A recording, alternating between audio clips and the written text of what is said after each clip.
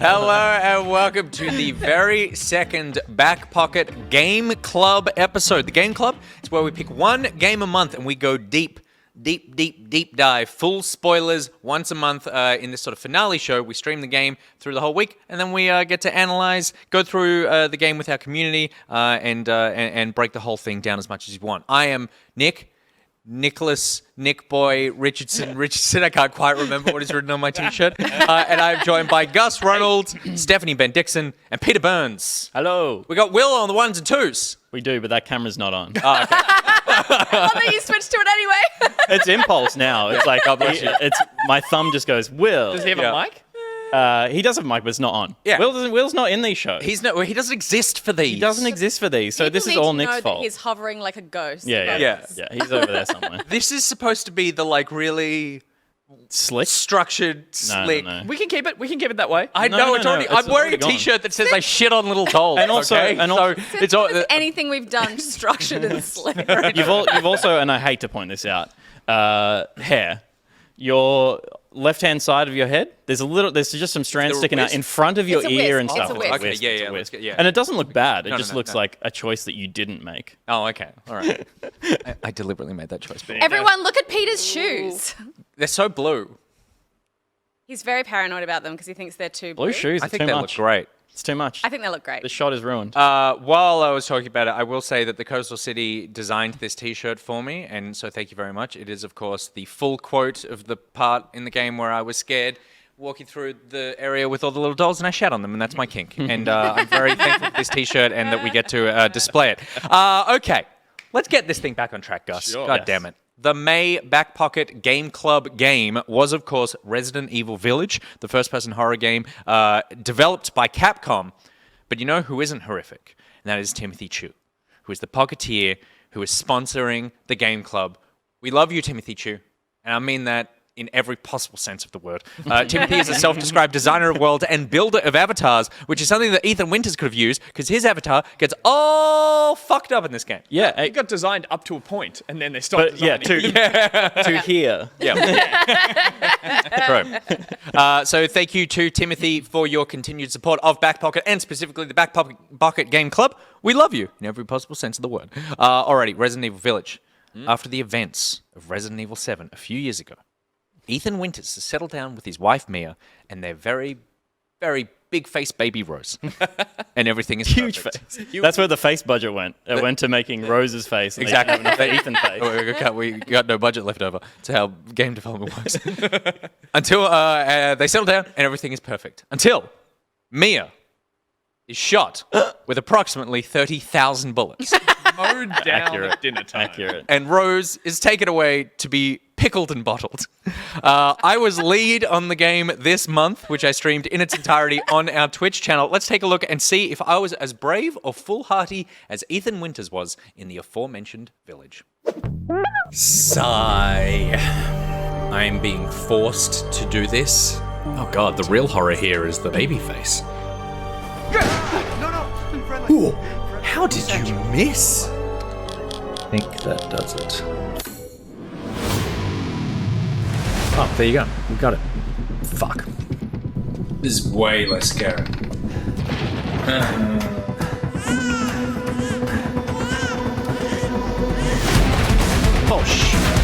Oh, what is that? Good, not good, not good. Oh, Dust Bunny, it's happening. Who are you guys? Fuck you. I'm playing a horror game. Oh my god. And she's so little as well.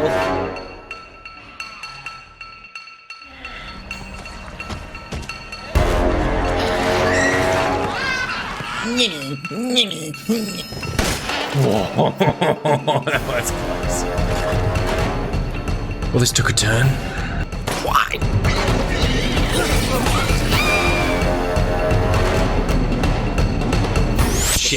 Shit in little doll prams, that's my kink. Shit in little doll prams, that's my kink. And that's your only good hand.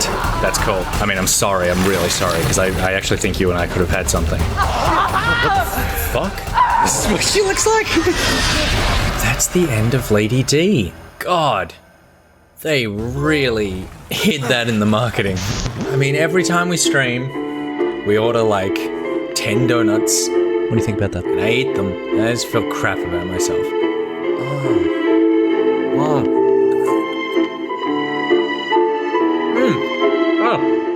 And now it's all on my fingers because it's just so... Oh my god. Oh my god. Oh my god, I'm not on the fucking stream. Oh my god, there's so much fucking going on. You're missing so much good stuff. Oh my fucking god. I was too intently focused on what was going on. Oh my god, so much happened. Who the fuck is... Oh. Not really.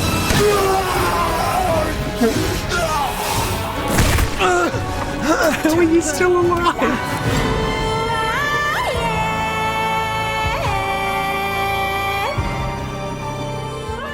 I don't know what this is, but this is what they do. I think I'm a sexy milkmaid who churns butter.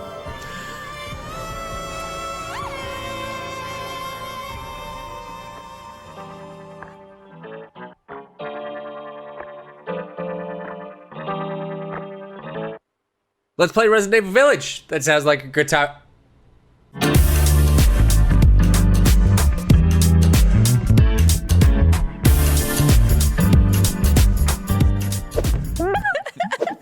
Even I got fooled by my fake pause. Me too. That was amazing. I was like, oh no, the video's like glitched out or something. Good. That was a very enjoyable streaming experience. I can't believe you Yeah, ate good. that many donuts. I was gonna say, know, man, like the donuts. sugar levels there. Well, the problem is, and I said this on the last stream, I think, is it's like it costs $6 delivery to get the donuts. Yeah, to so my you house. get a lot get of them. So it's like, yeah, amount. okay. if I buy one donut, I've bought a $9 donut. So instead, but it's fine because it's like you only need one donut. But instead, I buy 8 and a mixture, and then I say I buy one for my son, and then nighttime comes around, and I'm like, I'm gonna eat that dinosaur. no, it's like you don't need this sugar right now, and so I'm gonna eat that donut. I have that issue when I try to order pizza because I think I actually like garlic bread more than pizza. Yeah. And if I just want garlic bread, I can't. Yep, I've got to buy the stuff. there you go. Or you- just like 20 garlic breads. Are the donuts just because you like them, or was it like a knee-jerk reaction to playing a horror game and being like, I need something sweet and happy and to raise Necessary my... dopamine. I would Yeah. say. Yeah, I think I was like, I really feel like a donut that first one, and then it just became a thing of like Nick just has to order donut. And Pavlov horror response. Yeah, it when was you get jump ridiculous. scares, you Yeah. require donuts. It was ridiculous. Anyway, very enjoyable streaming experience. So thank you very much for everyone for hanging out, being a part of that. It was tons of fun. Let's start talking about the game, and I want to start as we did with the last Game Club episode. Let's just go around the room, get a quick temperature check on where we all sit with the game. So Gus, I'll start with you. Out of 5 severed fingers, how many do you give Resident Evil Village? Easy 4.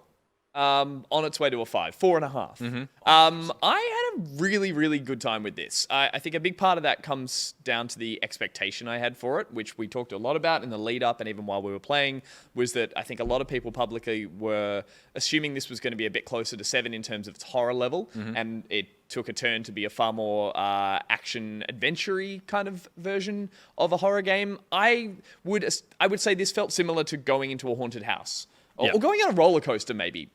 And I mean that in the sense A haunted that it's like, roller coaster. A haunted roller Yeah. coaster. Many Especially haunted with all of houses. its sort of sectioned zones. Well, yeah, not just that, but also the kind of like the feeling is like, I really want to do that thing, and then you get up to it and you're in the line about to go into a haunted house, like, why am I doing this again? I hate these things. yeah. And then you come out the other side, grinning from ear to ear, being like, that was fun the whole way through. I just punched a uni student who was dressed up as Frankenstein hiding around the corner. Yeah, exactly. But you come out the other side, happy that you'd had that experience and realizing it wasn't as scary as you thought it was going to be. Yeah. And that's how I felt coming out the other side of this game. So yeah, I had a ball. I've had a lot of fun thinking about it and looking back over the footage and looking at other people play it, and it's got me revved back up to be a fan of Resident Evil, which I've never really been. I've always just been like, it's a series that exists and I appreciate it, but I've never been a fan. And I'm a fan after this game. I really liked it. Cool. Yeah. Steph?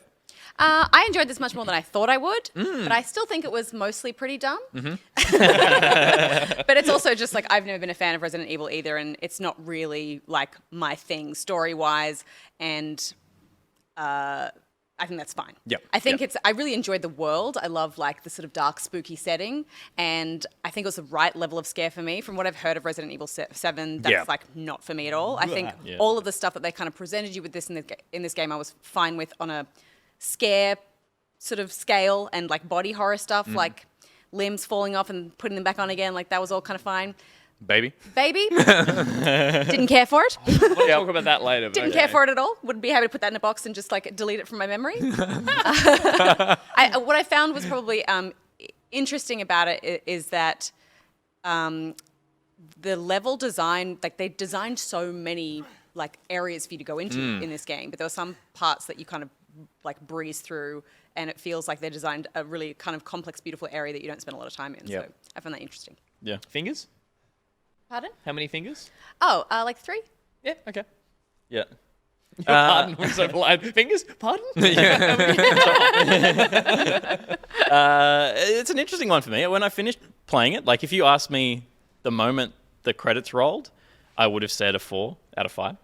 I think I'm like given space. When I think back on it, I didn't like it as much. I think it was a fun ride, but like I'm probably more of a scale. I hate the score Of scale. course, I hate we don't. it. No, Like, no, no, but no, like no, you know, it's just I definitely have less affection for it the further away from it I am. Yeah. The more I think about it, the more I'm like, you know, it's like there are some memorable moments. I think on the whole, it is a very enjoyable play. But also, it's easy to ignore the bad stuff about it while it's happening because it is almost feels on rails. Like you move through things so quickly that it does just keep you engaged, which I think is obviously is good game design. But the more I think back on it, I'm like, I didn't get that much out of it. It was just like it was fun popcorn experience, and now it's gone. Yeah.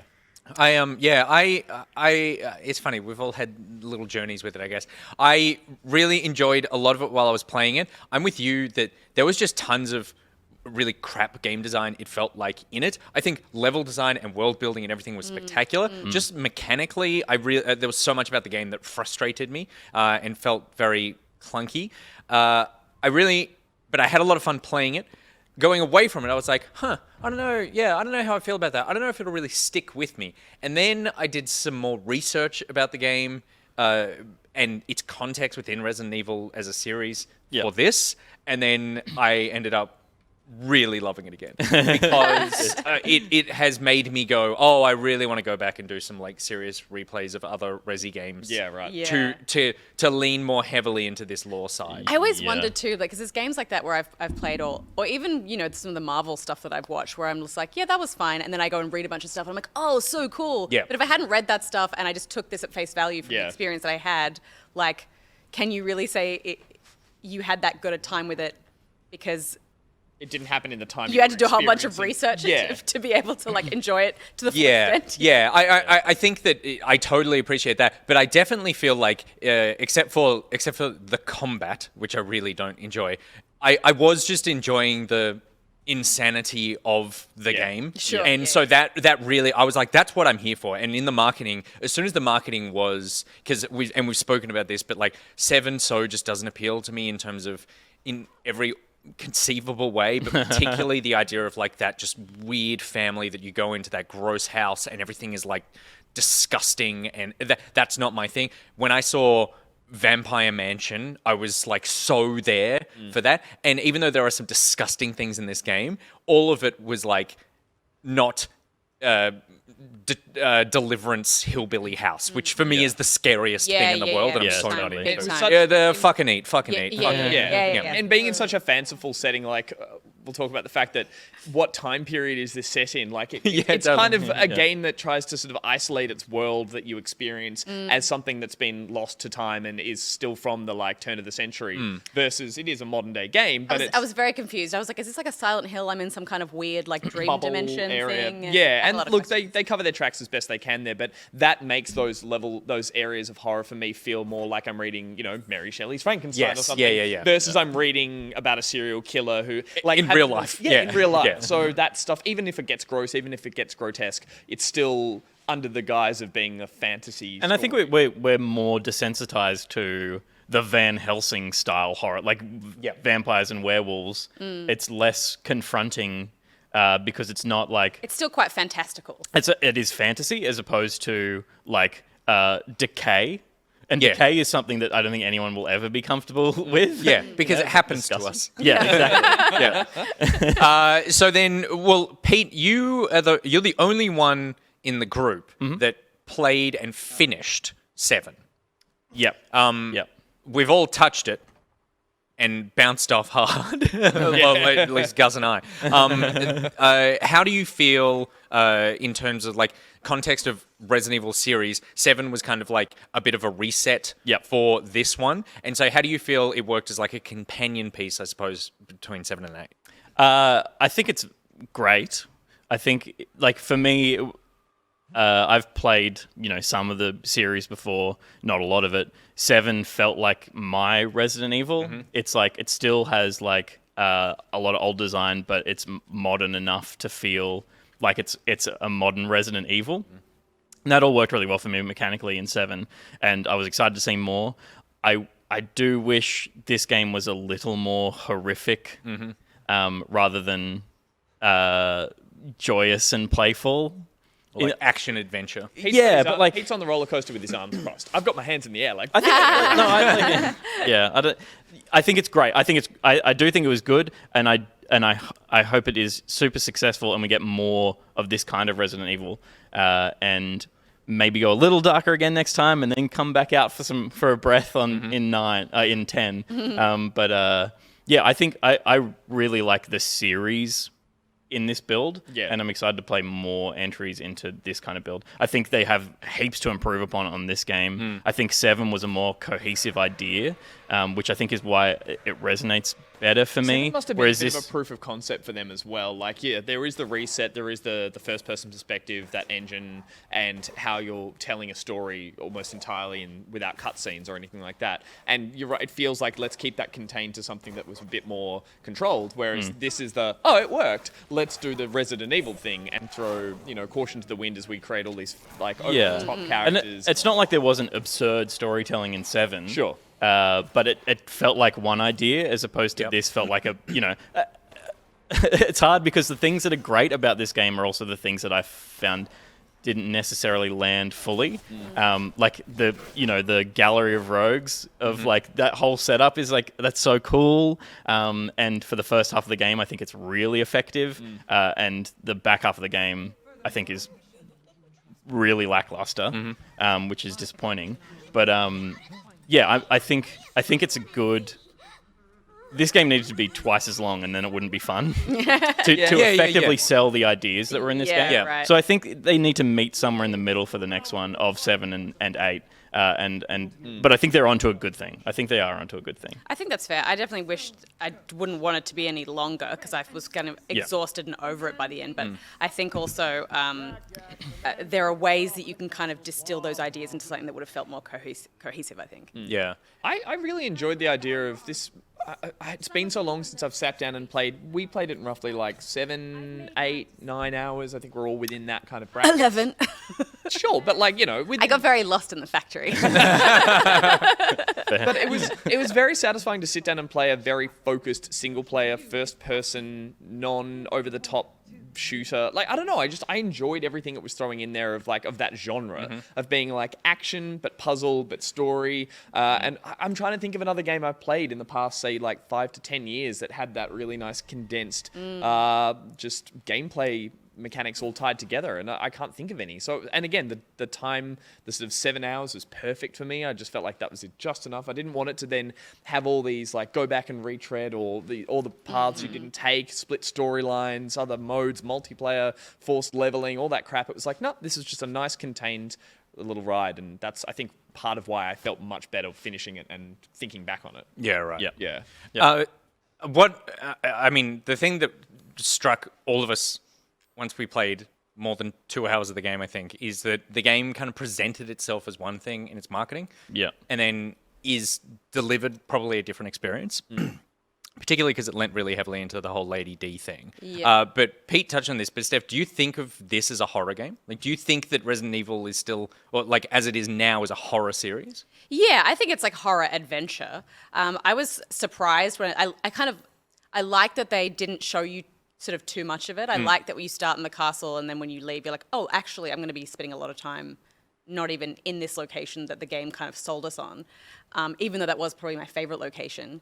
I think for me, the best horror experiences, be it film or video games, are ones that lean more on building tension than actually like just showing you a bunch of really gross stuff. Yeah, totally. Which I think is what this kind of did. It was like very fantastical and it was very gross. And from what you describe about 7, that also just seems like it's really disgusting and scary in a very like... It's claustrophobic. Like the Yeah. design of it is like really tight corridors. You're in Yeah. like you're either in gross shacks or the gross house No. or like a gross boat shed. No, thank and then when you're outside, when you should feel like there's a bit more breathing in a room, swamp, it's it's really like- dark and Yeah, swampy yeah. and like Like the it's whole always- game, like you've got torchlights all the time. Like Yeah. it's like It's like oppressive. all the shit in the House Benevenito part of this game. That's like 7. Yeah. But And imagine also, gross. I remember, Yeah. I remember a lot of camera control being taken away from you in 7, more so that was in this. There were a lot of moments in 7 where, as you're crawling, it would automatically go and like turn your head around, like you weren't controlling the camera. They did it just a bit too much in 7, which really freaks me out because I know Yeah. it's making me not look somewhere because they're going to scare me from that direction. When I think about games like Amnesia, you know, where they do so much of what's terrifying about it is just the threat of something that that they really hold back on showing you until moments when it's going to be most impactful. And I think as a horror experience, I enjoy that more than this. I did find this kind of scary at times, but like when those like bee vampire ladies were chasing me around the mansion after the first time and I realized, or I killed the Yeah. first one or whatever, I wasn't scared by them anymore No. after that. And they were just kind of more annoying than scary. There was only one. I think, and I'm sure that someone can play me back my stream and prove me wrong. But I feel like in the castle, the only part that was remotely scary for me was when I went down into the prison underground cells. part, the Yeah. prison Yeah, cells, after and you the go- like, and it was like the watery flooded blood part. and stuff. And but then as soon as things started popping up, I'm like, oh okay, like Yeah. okay, I And- know how this is going to play out. For me, it was like, it was a good build up.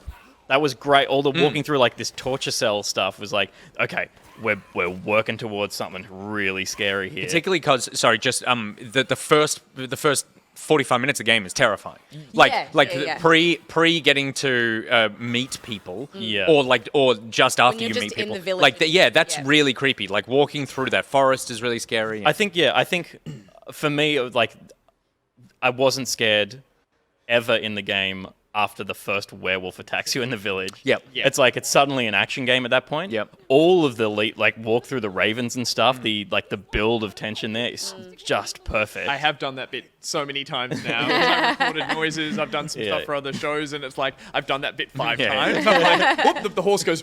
And you're like, that happens. But yes, I But agree. That was all great, and then there was the action of the werewolves, and I was like, it's a bit disappointing this isn't scary. It's like I'm Yeah. in action mode now. It's like Logan Paul getting up for a face off Yeah. for a boxing fight. which was very early, and then you go into that torture dungeon in the bottom of the castle, and I'm like, Yep. cool, something fucked up is about to happen. And I walk around the corner, and it's a human with a sword, and I was like, as soon as I saw that, I was like, oh, that's just not scary to me. Yeah. it's just it's a rotten medieval knight. I think I And I just fought them all with a knife, like basically the whole time. Yeah, right. It was like stab, walk away, and I think that again that was a big problem with me with the horror of this was that like the AI was so easy to manipulate that I would never felt threatened totally. by Yeah. anything. Everything chasing you in the castle moved really slowly.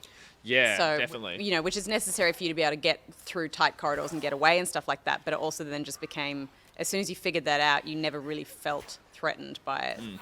This section was quite terrifying in the lead up, as Pete said, but you're right. I actually ran through it because I was like, this is the one bit of the game I reckon I was thinking about what was the scariest part. And this was it because I decided I was too freaked out to fight them. So I ran through it and it played a lot better because all I was getting was screams and movement Yeah, and shadow. yeah, that's and I'd round a corner and one would leap out at me and I'd Yeah, be it's like, nice. and I kept running.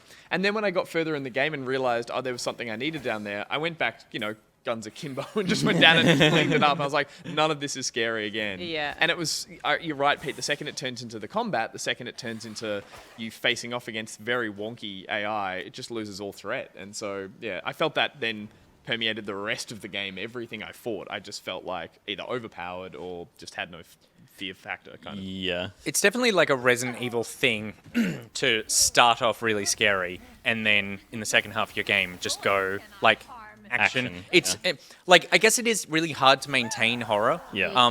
And particularly it's easier to maintain horror when you're storytelling in a film or a book or something because it's shorter and you don't need to ever interact with it. If all the video game is just this constant build up and then there's not really much for you to do, then it kind of becomes like, well, why is this a game and why is this not just a film? Yeah. So as soon I often find with horror games, as soon as you start interacting with the enemies, that's when the horror falls off because you're like, right, well, I know what you are and I recognize these attack patterns and stuff. Yeah. And so I think the game went, it's like it looked at Seven and went, we made something so horrific that a lot of people actually just didn't play it. It was too scary for The people developers to came out and said that. Yeah. And so they went, okay, well, we're going to go in the other direction and very quickly make this, because I was surprised also as well how much of this game is daytime, how much of it is just like you're wandering around a village and you can kind of see everything. There's lots of like, you hear a growl and then so you know that something's coming. Like there's lots of warning about this stuff so that it is more fun horror than traumatizing horror. I think too as well, what's disappointing for me in general with this genre is that you have such an opportunity with video games as a medium to employ certain game mechanics that will make you feel more scared than if you were watching a movie. And that's why I think Amnesia was so successful. And even like, it's a totally different genre, but Phasmophobia puts you in situations where you're genuinely terrified because you can't escape a certain situation unless you do a certain thing or you find yourself trapped in a certain way.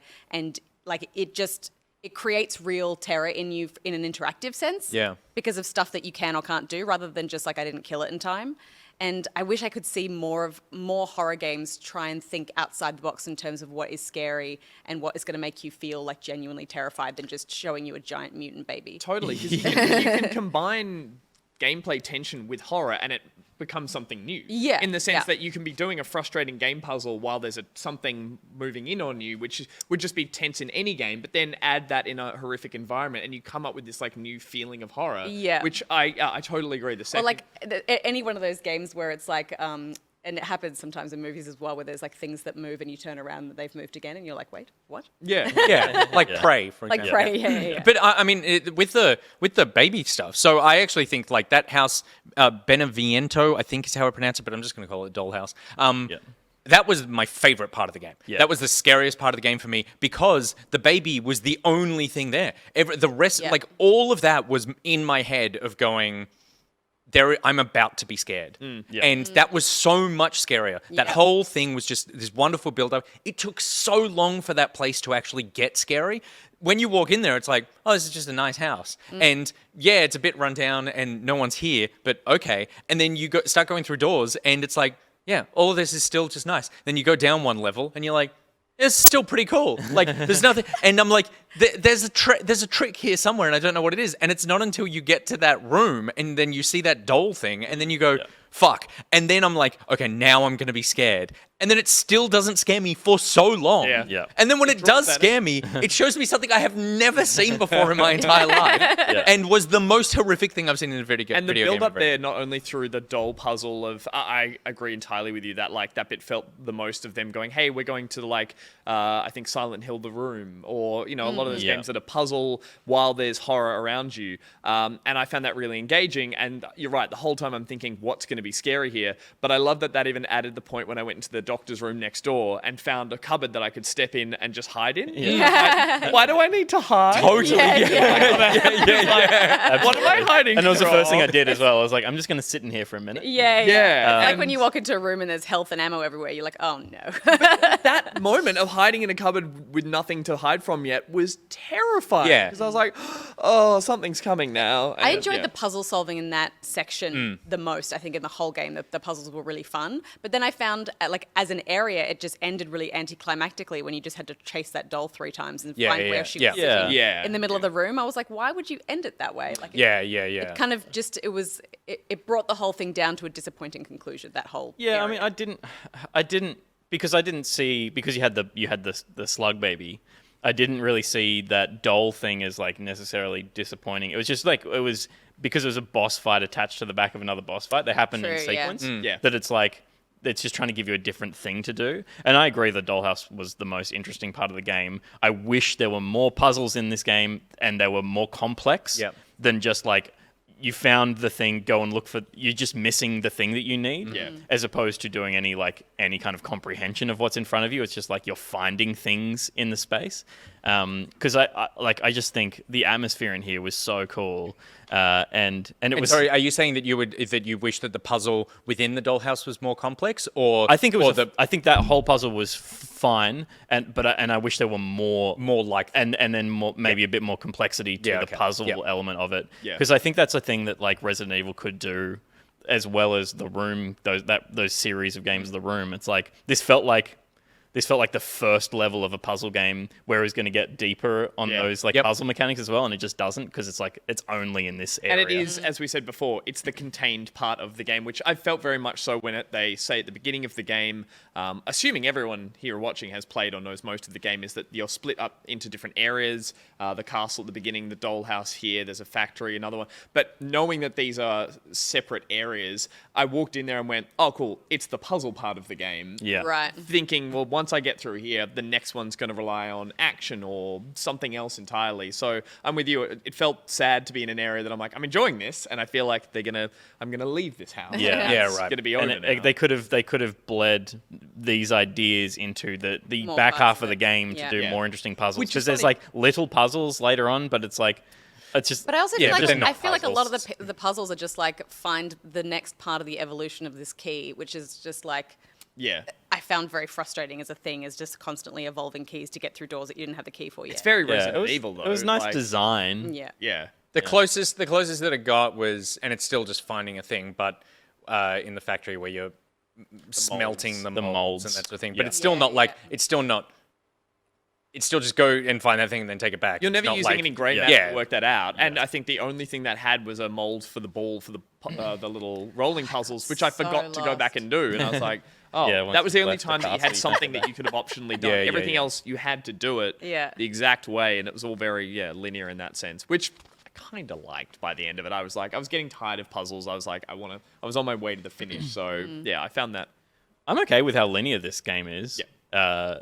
It just I think could have been the area diversity and design was pretty good.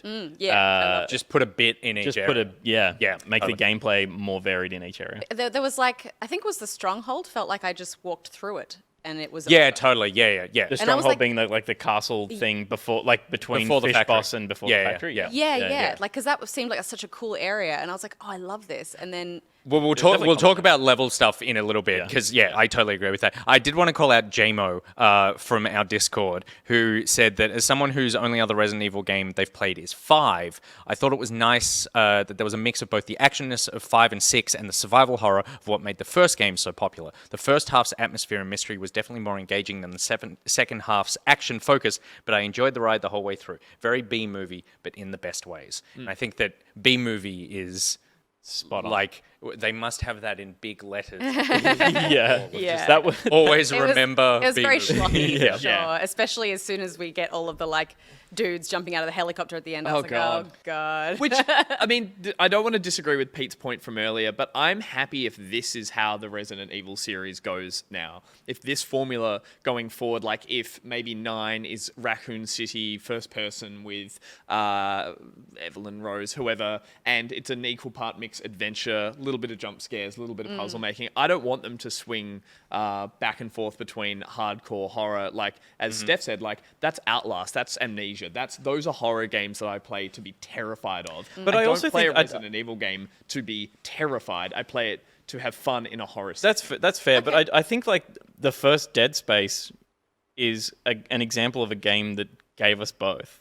So I know it Yeah. exists, and that's why it's like it Yeah. can be done. You can have an actiony horror game that is scary from start to finish. Yeah. And it's scary from start to finish because the enemy diversity is interesting.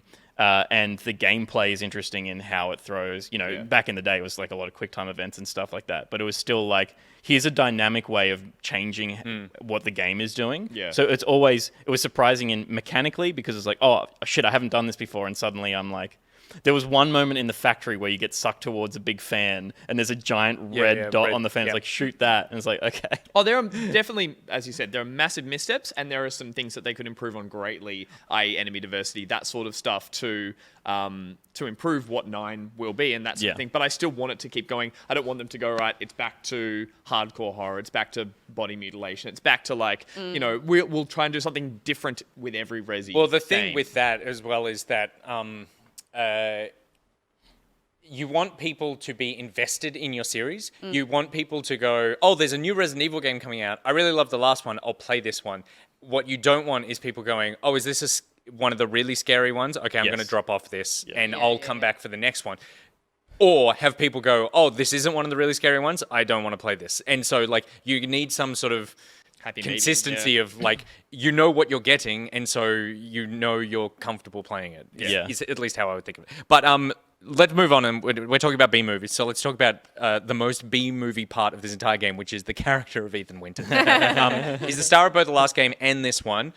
I've seen so many people disagree on what they think about Ethan. Yeah, right. Who I hesitate to even call a character. Is he a hilarious commentary on horror game tropes? Is he an absolute idiot? Is he satire? Is he just poorly written? Gus, you are plain boring and faceless. Where did you land on Ethan? And I only say that because you said that about yourself. I gave you that line. You did. yeah, look, I don't think he's satire. I think it's fun to look at him now through the lens of like this sort of hilarious commentary on horror, which I read some tweets and some comments of people being like, I totally relate to Ethan. If all this dumb stuff was happening around me, I'd be like, what the fuck is going on? Like, he's speaking for the audience perspective of like, oh my God, but he's making dumb decisions and his writing is shocking. Yeah. But he's also totally like harmless in the fact that he's not taking over. He's not taking over the story. He's not taking over.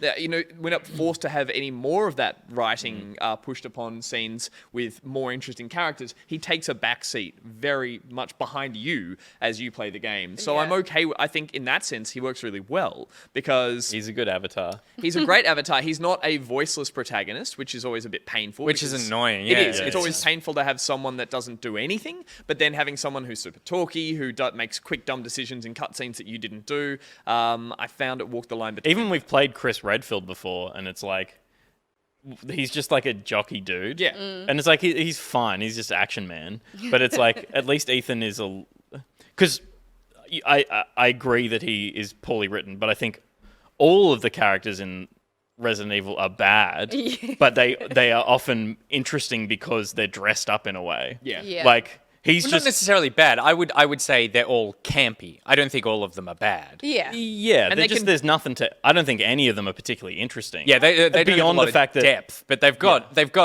I would say they've Design. got design and personality. Yes. They just don't Yeah. have a motivation beyond whatever's going on. Yeah, and his design is to be as basic and Well, he's- and avatar-y as possible. I think, and I he think that's suffers what from that trope that I was listing in my pet peeve yesterday of being like, angsty dude with dead wife is going on a revenge mission. Yeah. And I instantly was like, was put off him at the start because like I kind of am looking at this couple and she's like making dinner and he's like trying to talk to her about this horribly traumatic thing that happened 3 years ago. And she's like, I don't really want to talk about it. And he's like, why? Why would you talk about the horribly traumatic thing that happened 3 years ago? At dinner. And then he just, it was like carrying the baby away. It's like, she doesn't want to talk about it. She just doesn't want to deal with the problems. And I was like, give her a break. And then he goes and puts the baby down. And he's like, all right, I better get back because she's going to get angry at me if I don't get back down for dinner. And I'm like, she is cooking for you. Oh, sorry. This piece of footage, just get back just a second, Will. This is the moment of the game where I was like, I'm not going to love this game. It's when this is a pivotal moment. This is set up for the whole game. Mia's made dinner. She pulls the spoon out of the bowl of liquid, and none comes up. And I'm like, what the fuck is wrong with your game? Yeah. Oh my gosh. One simple thing. Yeah, no, but it was also like they had every mirror had the same tea towel over it. It was the same model of that wine tray with a giant bottle. She had 2 carts of I was like, wine. what? Look at the right of the table here. Another cart. With yeah. 4 giant bottles. They are alcoholics. It's They are absurd. alcoholics. I was looking at that. I was like, what year is it? How are you using models like this so many times? But yeah. So I found him kind of instantly annoying. But How like, does she put up with him? A lot of wine. and then of course at the end we know what we know. But like, I think as a character, I didn't care for him. So instantly I find that really difficult because I'm like, I don't really care if you live or die, which gives me like, I want to live to get to the end of the game, but I'm also like not invested in the story. And unintentionally so, I think, he's created in the sense that we're playing off horror tropes, B-movie we mentioned, as you said, and a lot of the time in those kind of horror films, you have a stubborn idiot protagonist who charges headforth into situations that you would never do in ways that you would never do it, and that has to be this character, and there's no way I think that he could be smart, savvy, cool, likable, and all those things and still get the adventure that you had here. Yeah, I guess my point about him being like the same as the other ones is that I feel like the failing of it is how the storytelling is played out as opposed to him as a character necessarily, because like he gets fed those lines because the story is just exposition from him at the start, or just butting up against the wall of Chris Redfield, never telling him anything in any interaction. Like, you can't know, Ethan. You gotta leave, Ethan. It's like, just tell him that's a fungus monster. I saw Lucas Horatio, I think it was, in the Discord, and we don't have the line from him, but he was getting really frustrated because he was like, it's just like you're lampshading this, which is where, if you don't know what lampshading is in storytelling, it's like there's a plot hole or you're calling attention to something that like doesn't work about your story. And instead of trying to ignore it, you hang a lampshade on it. So you draw attention to it.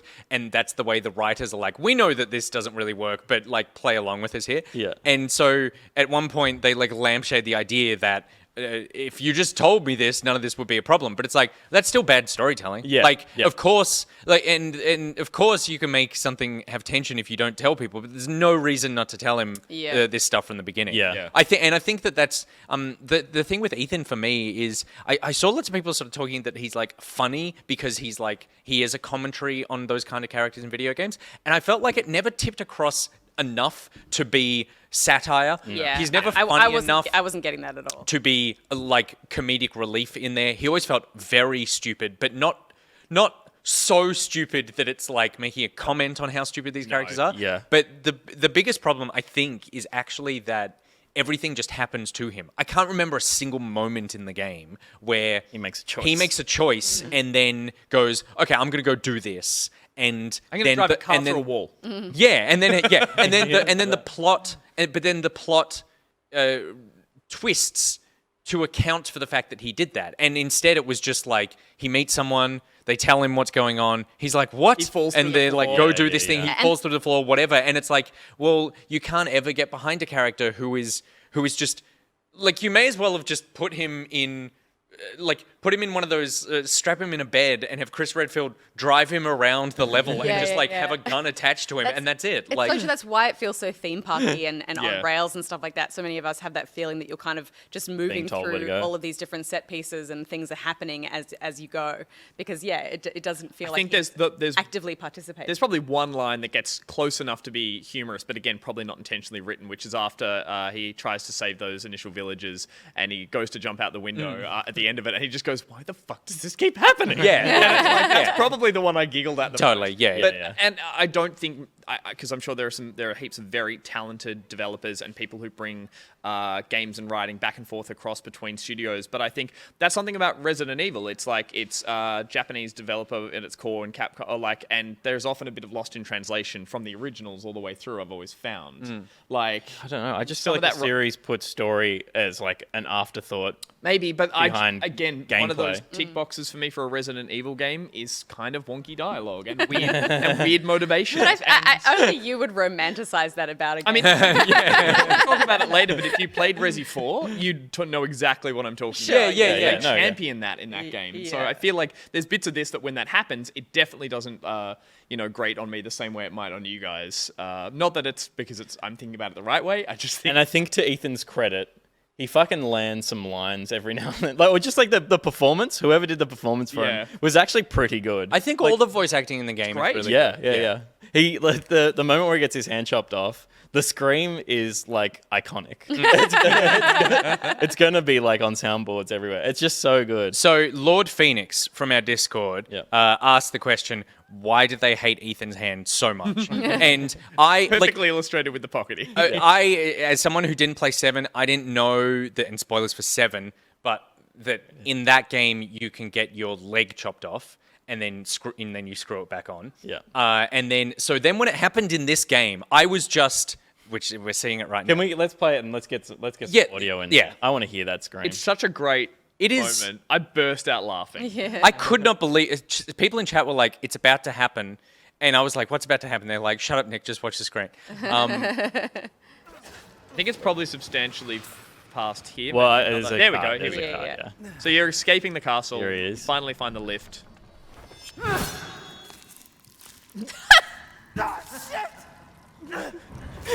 Just the shit. It's like such a good, incredible reaction. And I just absolutely lost it at that. Yeah. Thinking that now this is how I'm going to go through the rest of the game. Yeah. I was like, no, I need that. And I've already lost those fingers. So it's like all I've got is this now. This is how I interact with 9 hours of video game. Right. That like I'm Abe in Abe's Odyssey. that first bite from the werewolf that, as you said, takes off the pinky and ring finger at the start is a big enough transformation to a character in a first-person game where all you get is your hand. And I was already like so confused because I was like, that's a big enough wound that you would bleed out from. Like, how is he just putting some like a bit of saline fluid on it or whatever? Well, it turns out to be using that like classic Resident Evil trope of just like, oh, I'll use the medicine. But what I think is amazing about it is that they knew in 7 what they were doing in terms of he was mold and he was already dead. Question because he mark? got. You reckon? No, they totally did. Because they chopped off his leg and he reattached it in 7. And- so they knew Yeah, that okay, that's right. a thing that, he like, could we do. know why this is happening. Right. And Sorry, also, yeah, like, yeah. that concept, before he even gets his leg chopped off, that concept is introduced by the sitting around the dinner table. Jack cuts off the kid's hand. Yeah. Like, from the arm. Yeah. And the kid's like, not again.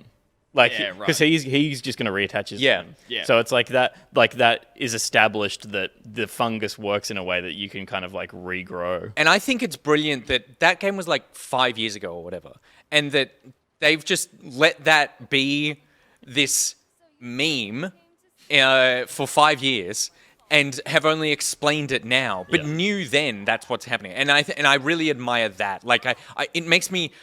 I don't think I'll play it, but I think I'm going to go and watch a playthrough of 7 and just so that I can get the full like mold story of what's going on here because I love that kind of thing. And so then when I look at Ethan through that lens, even though he's still shit, it's like you're shit, but the story and the things that are happening to you is so compelling to me that I'm like, all right, like I'll put up with you. And at least it looks like his daughter is already more interesting than him because she has a face. Yeah. It's like we know who she is a character. So now we have something going. So what forward. you're saying is that he's a shit protagonist. Yep. But he's a pretty good mushroom. Yeah, that's what I'm trying to say. And he's served his purpose by making way for a potentially better protagonist. Exactly. Yes. Okay, so diving now into the game itself, we've kind of spoken about some of the areas, but as we said, it's sort of broken up into 6 distinct areas, and that is the village, Castle Dimitrescu, House Beneviento, the dollhouse, the reservoir, the stronghold, and Heisenberg's factory. It's pronounced Rizwave. Thank you. Steph, what was your favorite and what was your least favorite area? I think my favorite area was probably the castle at the start. And even though I got so horribly lost, I did enjoy my time in Heisenberg's factory because I liked the mechanic Right, of going up interesting. and down and finding those balls. And I liked those rows of scary dudes that like were sleeping and were definitely going to wake up. I was like putting mines down everywhere, being like, no, you don't. Did it work? Yeah. It Oh, totally that's worked. awesome. I would walk away and I'd hear boom, and I'd run back and I was like, ha Oh, I hadn't even thought of that. I never used any weapon except for basically like the two guns Well, 'cause that I had. wasn't using the mines until I got to that point and I had heaps of them. And Yeah, I I was used like, heaps of haven't them in used- there. Yeah. Pete was knifing all the robots. Yeah, I think, but yeah, and then the castle at the start was obviously really cool. Some of the other areas, I think I would have enjoyed more if I'd spent more time there, but you move through them so quickly that it's hard to kind of get develop a real love for them. My least favorite area was the reservoir for sure. That whole section was just painfully annoying. I didn't like the weird fishman character, sort of like this kind of simpering, sad fool fishman. Yep. I didn't like the. That's a wonderful way to put it. I hated the whole sort of mechanic of getting across the water with Yeah. all the levers and stuff like that. Like, Yeah. I just found that whole section I was just like be over, and then This felt like the most old Resident Evil game design of like Yeah. bridges and switches and like there's only a way to get through this. Sections and, of like, bridges that you just put a foot on and step back and it would trigger the boss. to And just yeah, and also like, Yeah. nothing felt. Yeah. and also like, who the fuck designs this switch system? Yeah, Like, who would ever build this? yeah. It's not, nothing Right. Oh, about that's it. right. There's timed little platform. Yeah, Yeah, different yeah. colors, Yeah. and it's Yeah. like this is the worst way to do anything. yeah, totally. it doesn't make sense. If we go around and all similarly, like I share your sentiment entirely, Steph. I found this to be the most disappointing area because I actually have a huge fear of things being underwater and when I can't see them. So when I knew this area was coming up with the fish boss, I was like, this is going to scare me. And then I found it the least effective, the least scary because of all the mechanics, but also because you're right, the main monster, Moreau, is it Moreau? Is that Moreau, yeah. when he transforms into this creature, he's yelling like crap lines of dialogue at you, like "I'm the best" and "I'm a monster," and it's like it stripped away any of the horrifying, Yeah. soulless black eyes of a shark He was just underwater. That's pathetic. Particularly because he's much scarier. I think he's much scarier if you lean into like the simpering, like just want to please Yeah. mummy thing, and he Yeah. stays that sort of deformed little When I- like half fish guy in his little I'm gonna trap you in my bubbles. Yeah. Like that to me is way creepier. Totally. Yeah, I yeah. couldn't like look at him. I found him so grotesque. Yeah. Like, How- it was really, really, really scary. how quickly you move through those mine shafts at the beginning when you first meet him. It's quite. I had one of those moments of like, into the deep mines we were out. Yeah. and Yeah. you step into. I sunlight. thought I'd taken a wrong turn. I kept going back in there because Yeah, this can't be It was right. a very weirdly designed area, but yeah, that on top of the fact that he, as a boss, wasn't scary and had the opportunity to be scary underwater, I found really disappointing because Resi 4 has a famous huge creature underwater that you see and you just kind of get this fluttering in your heart and you're like, there's something down there, and it gets at you. I think Resi 3 might have had zombie sharks that swam around corridors, and the AI was so wonky, you'd just be like, I don't know if, and it would just come around a corner and you squeal,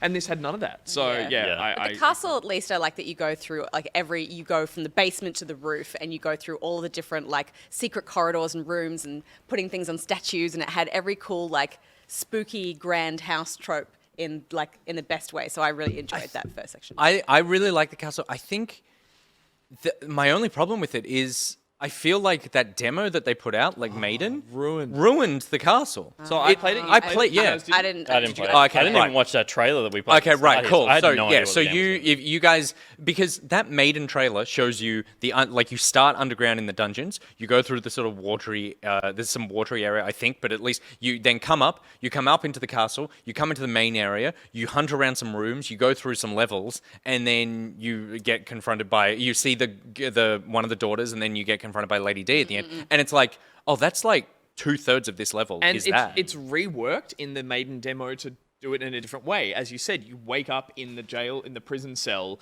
you go up and find the ring with the eyeball in it, and you use that in a puzzle. You get the bottle of wine, you put it, but you do them all in a different order to finally get to the door, and it's just like, you do it again just in a different way later on. In the real game. And it's really disappointing because yeah. there was a scare in the Maiden demo that I don't believe is in the main game, which was that when you first walked out into that foyer area, I walked out and looked left, and just one of the Black Daughter Yeah. just was walking, and she just walked around the corner, and I was like, my heart skipped a beat, and I was like, oh, this is going to be great. In the full game, they're going to be moving around in that's what I thought patterns, as well. Yeah, and yeah. you're going to have to be hiding and creeping Yeah. around. Never happens in the main game. Those daughters just They just appear as appear for mini the boss bosses. fights, yeah. Lady Yeah. D, I rarely ran into. What's happened to me is I opened a door. That's I opened a scripted, door. that bit. Oh, wait, what? I know exactly what you're going to say. You opened a door and Lady Dimitrescu was facing the opposite direction right in front of you. Yeah, her ass is right in front of me. Yeah, that's right. scripted. Oh, that's shit. I know. Because I was like, that was the one moment where I was like, fuck! Yeah. Like, she's right there. Because I'm with you, that I was like, oh, this area is going to be, they're going to be popping up, and I'm really going to creep around here.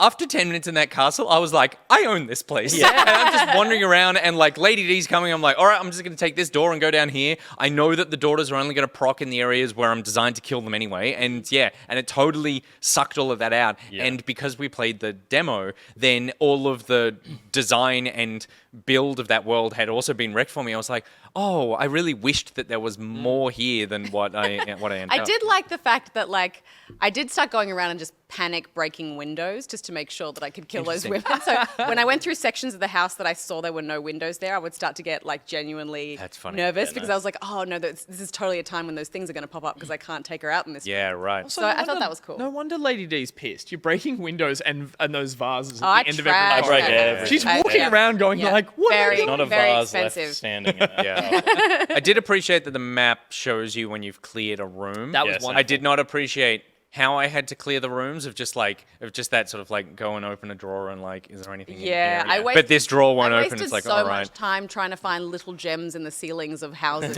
Yeah, The totally. room was Yeah, yeah. was still red, and I was just like, "What have Yeah. I missed? God Yeah. damn it!" Because I'll keep going in terms Please. of, I actually really liked the village the most. I wish it was, my favorite part was when you went back down after the castle and you had to work your way back around it.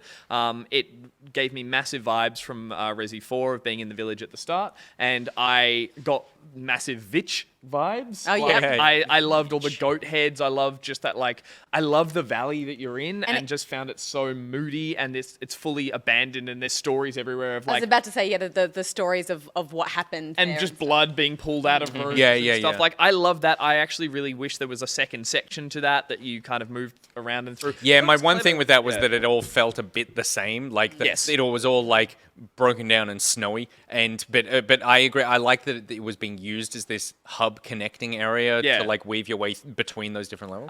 I will say, I was going to bring this up later on as well. One thing I was disappointed about, though, was that I thought it would organically be a place that when you came back, there would be werewolves moving around. And there was going to constantly be combat.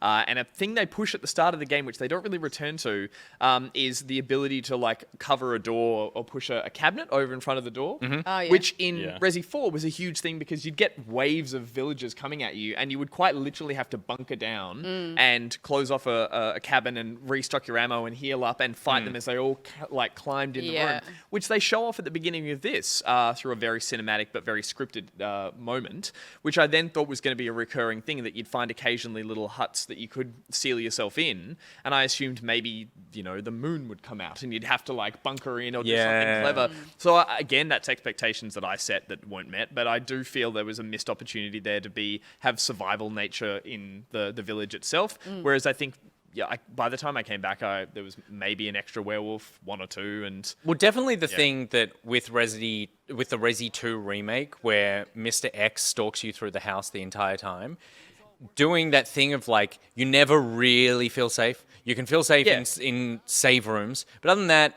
there's always this feeling that like, if I stick around here too long, something terrible is going to happen. And they tried to recapture that with Lady D in the castle, and I never really felt like she was ever a threat to me. Admittedly, I was playing on casual, so nothing was a threat to me. But in terms of like horror, she was never a scary threat to me. But yeah, in the village, it does seem like the game was kind of had all these areas that had the potential to have things stalk you and hunt you, and you need to hide, and it really was get into an area. And once you kind of get your bearings, you just run around there, and if something pops up, you just shoot it in the head and keep going. Like there was not, I always felt quite in control of my circumstances once I spent 15 minutes in an area. the werewolves turned into fodder to the point that occasionally I would accidentally catch them just like on a roof going, "Rrr." And they're like, oh, hello, and then I'd shotgun them. So they didn't feel clever in the sense that, as you said, they were stalking or doing anything. But yeah, my favorite was actually just the village itself, because I agree with all the points about the castle as well. Pete? I think Dollhouse is like the most interesting sequence for me. The castle I think had the best design, but the Dollhouse was the most interesting sequence. I really enjoyed that.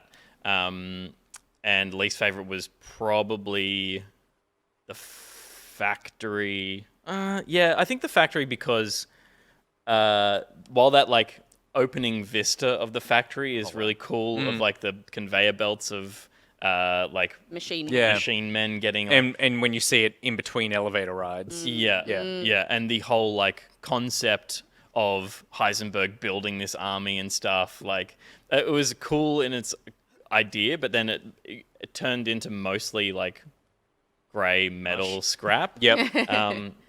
I mean, like I think there's good parts in every area, and we've already ragged on the caves that turn into the stronghold, the water world. Sorry, no, the fish the boss. reservoir. Reservoir. Like that's clearly bad. At least this has giant claws, and it has that room with the pistons moving that you can get hit by and stuff. It's like there's moments in this that are cool, but it's like ultimately I think a pretty uninspired last level. Well, I was going to say, I think actually part of it comes from, I didn't mind the design in here. I think that he could have come up with some different enemy types. Like, you got a huge factory and you're only making like 3 kinds of guys. But I think it's more where it lands in the game of going, you're coming towards this climactic thing. Every time Heisenberg turned up, I was like, I'm so here for this guy. This guy's ridiculous. But he like the voice acting is absurd with him.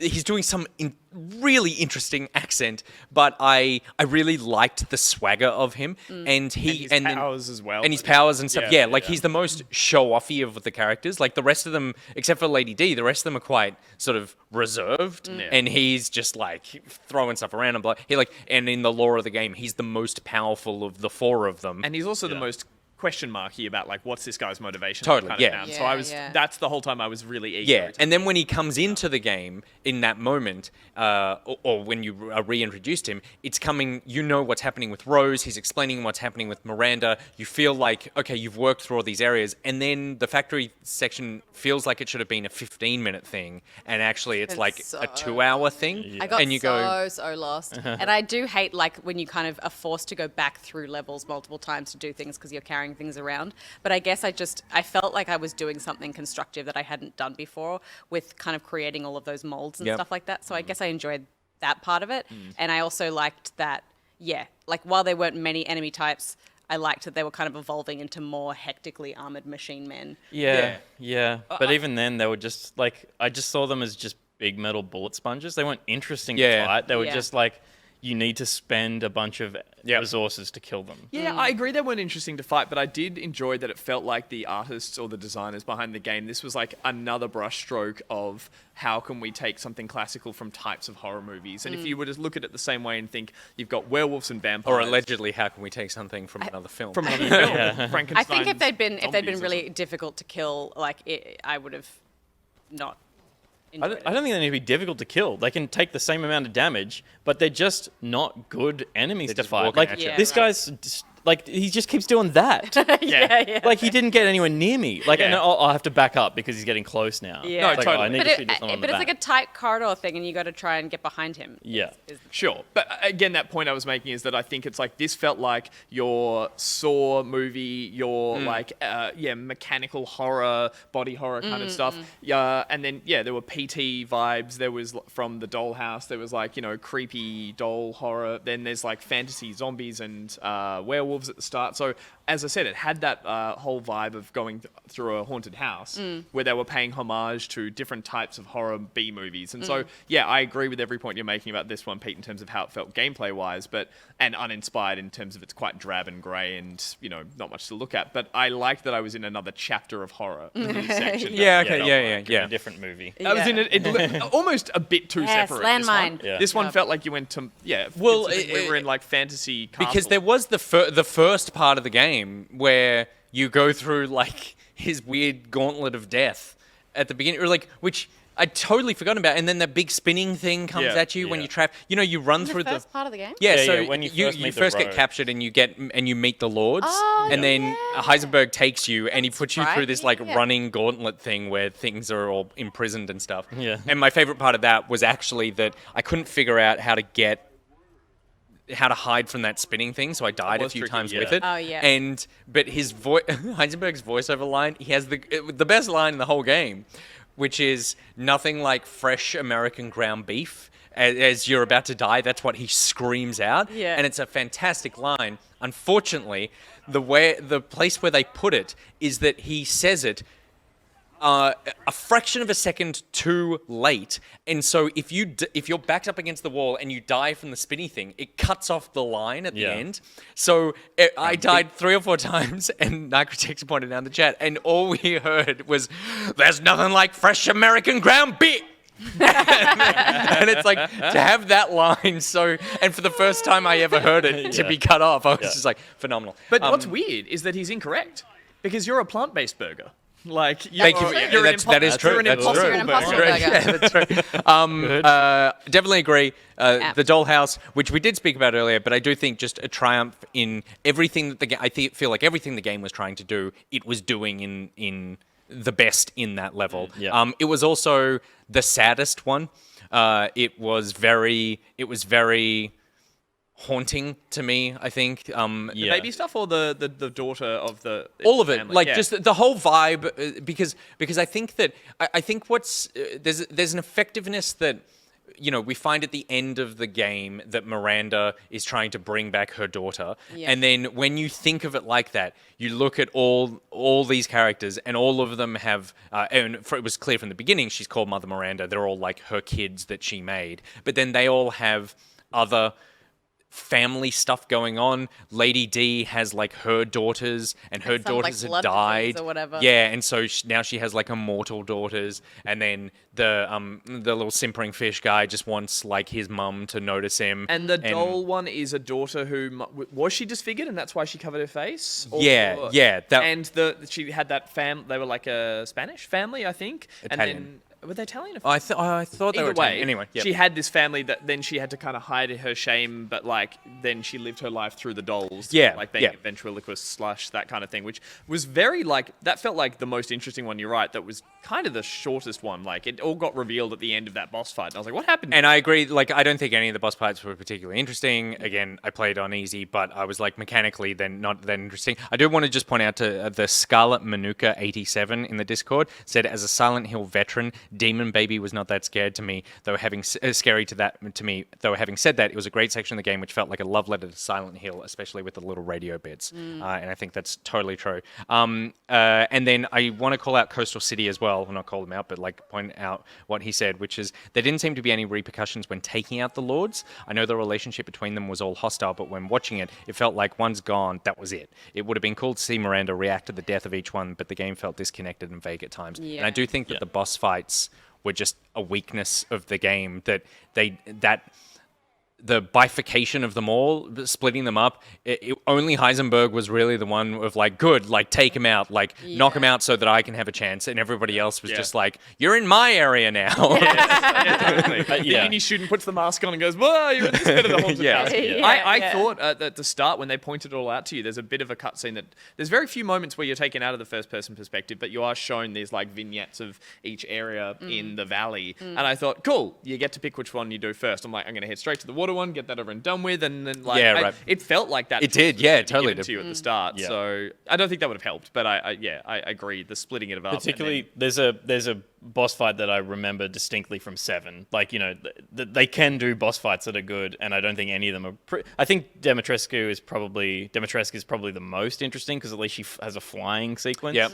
no, I was so you can I snipe was her so from taken that. aback. I'd rather hunt her around, let Yeah, her around keep the house them in as I their did. forms. Yeah, like you- they're something- already interesting. You're outside, you're Yeah. on the top of a thing, and she's a dragon. And I was Whereas, like in 7, they weren't interesting. They were just like They were it was just people. It was the mother of this gross family, Yeah. who turns into this spider monster, gross Yeah. thing, and is crawling around a house that has a couple of floors and holes in the floors and stuff like that, so you can fall back through. But it's like this thing can crawl up above you and just be above you. Yeah, yeah, And yeah. it never felt like like, I mean, the worst boss fight in the game is that big, the hairy werewolf lord dude. Oh, He's yeah. not one of the main lords. Like, No, he's just like you fight him around a bunch of pillars. Oh, in the strong. Arias. No, hang on. You're thinking of the big. You're we thinking have of the engine this guy. aren't you? No, not the engine guy. He's talking the where you fight him twice, and the second Yes. time he has tentacles coming out of his back in the tree. This guy is like, Yes. he's just like, Who I thought was Heisenberg because they both have hammers. yeah. It's not a big leap You to just make. like run around the pillars and put your best Oh, yeah. ammo. And a in. really uninspired area to fight in. You're Yeah. right. Yeah, it's a weird little horseshoe, and you're right. Everyone at that point just goes, right, what haven't I used? Yeah. Sniper rifle. I was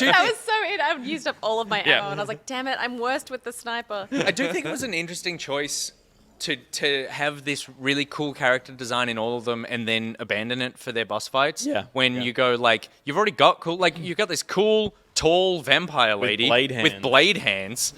That's way scarier than the abstract dragon who I can't really see Yeah. What it is. what it is. You've got a cool fishman, or a fishman who turns into a shark. Now let's turn him into. Let's take all the water away, and now he just like moves around. Yeah, corners. yeah. Like And- another yeah. blob with. You've got Magneto, and all he does is like turn into a transformer. The tank and- fight. The Yeah. tank fight That is the was worst thing to so happen in a video lame. game in a long time. It's so memorable. bad. It's funny because you're in a tank. It's funny because you're in a tank with a chainsaw. Yeah, attached. yeah. It's funny because you're in a tank with a And chainsaw. Chris Redfield that prepared isn't- it for that- you. That Yeah. isn't magnetic because you read on the computer that it goes, by the way, I made it out of a metal that's not magnetic. And I was like, oh, way to shoehorn that in. No one's going to read that. And the next cutscene is him going, you better take that tank. I made it out of a metal that's not magnetic. I was like, oh my God. But also, like, no, you didn't.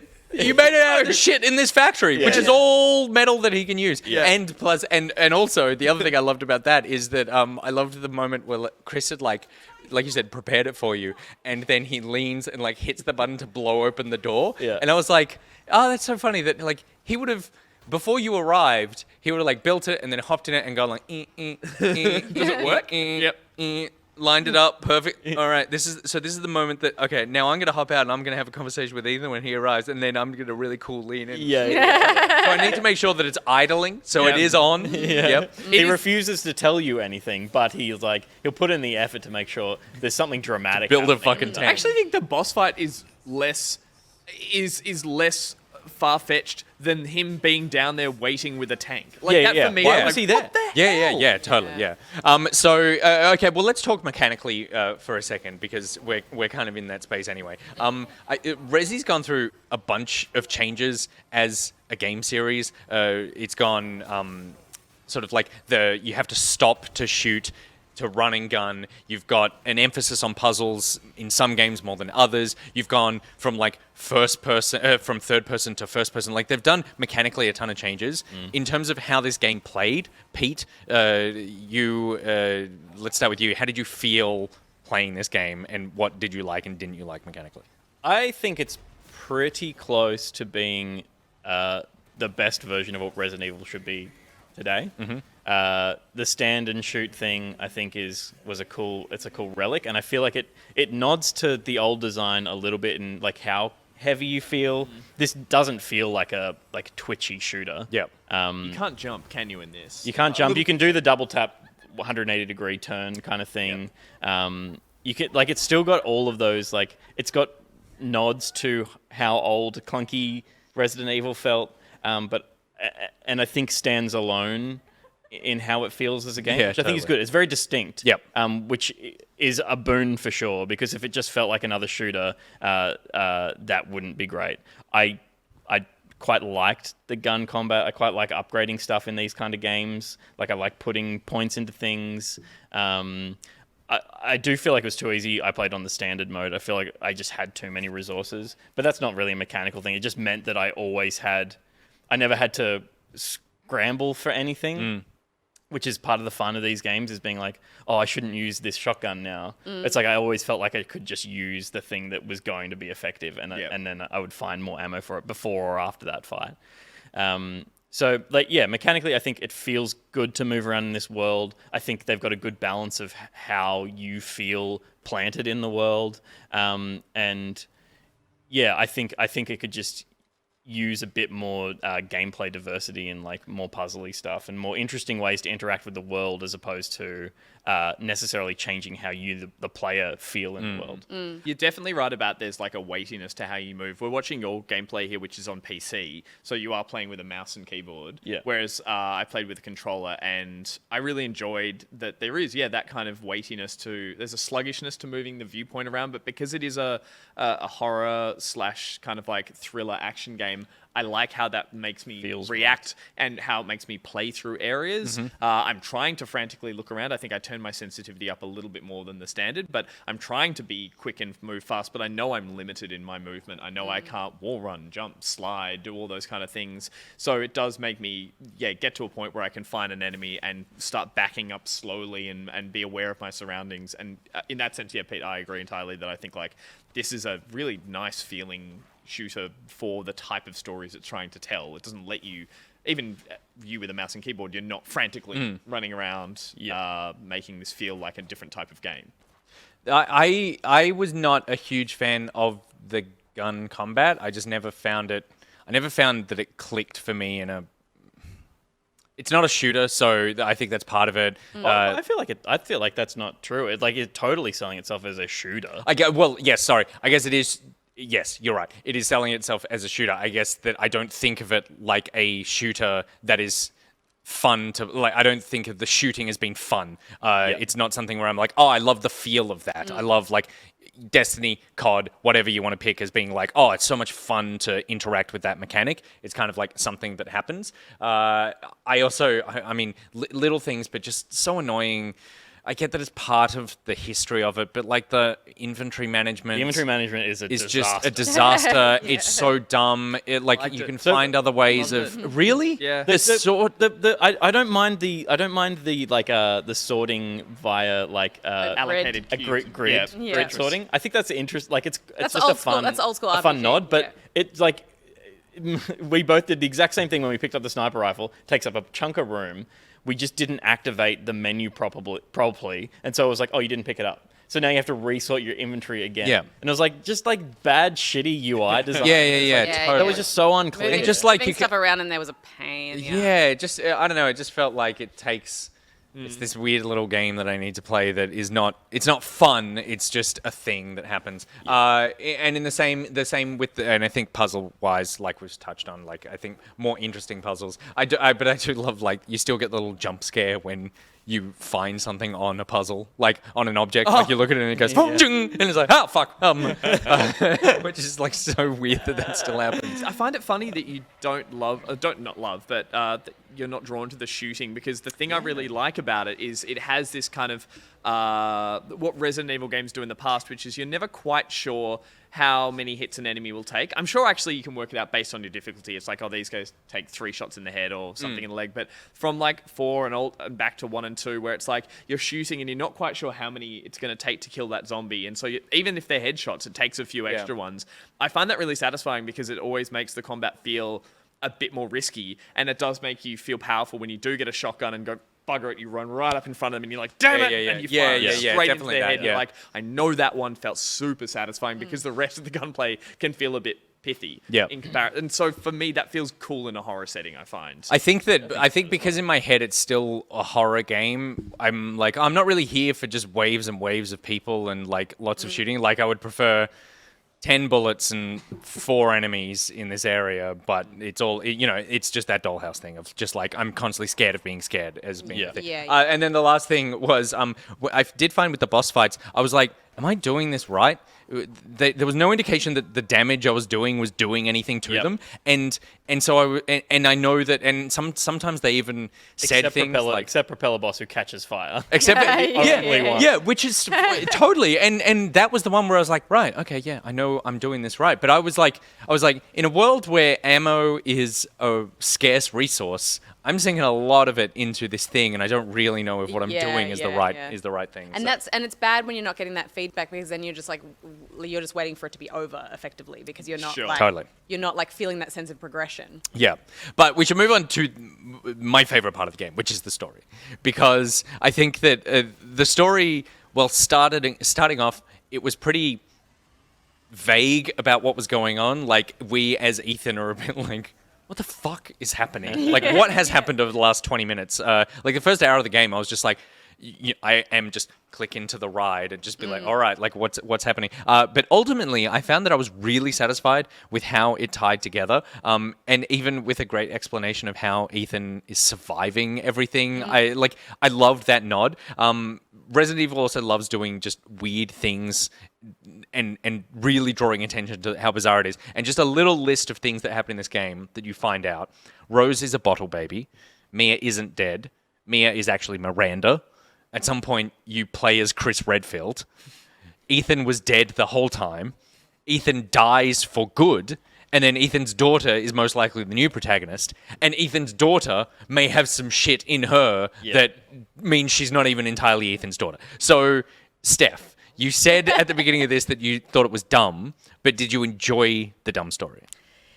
Yeah, I think I enjoyed the story and how it wrapped up in the arc, and I was very satisfied and pleased to learn that his wife didn't die at the start and was not just like a throwaway, nothing character. You know, So you'd spent a whole game before that we hadn't played, but like Trying to saving rescue, her. Yeah. So I felt like that was like, it was, to me, I felt it was cheap and unfair that she just died so brutally so quickly. So I was happy to learn that that was not actually the case, and it was a much more complex, deep. Particularly after the treatment of Mia in 7, which Yeah, totally. it was just she just got dragged through the mud. Totally. And then he's just like calling her out for not wanting to like sift through her demons. Yeah. But yeah, I found I found the characters themselves and the writing was just so schlocky. It's hard for me to like take it seriously, I guess. And if I'm not taking it seriously, then it's hard for me to be like super invested. So I think like I enjoy the world building and being in the world, and I enjoy the kind of storytelling of it, even if I didn't really enjoy the writing or the characters so much. Yeah. If that makes sense. Yeah, no, So totally. yeah, I enjoy it. Like that's why I think I ended up enjoying it more than I thought I would.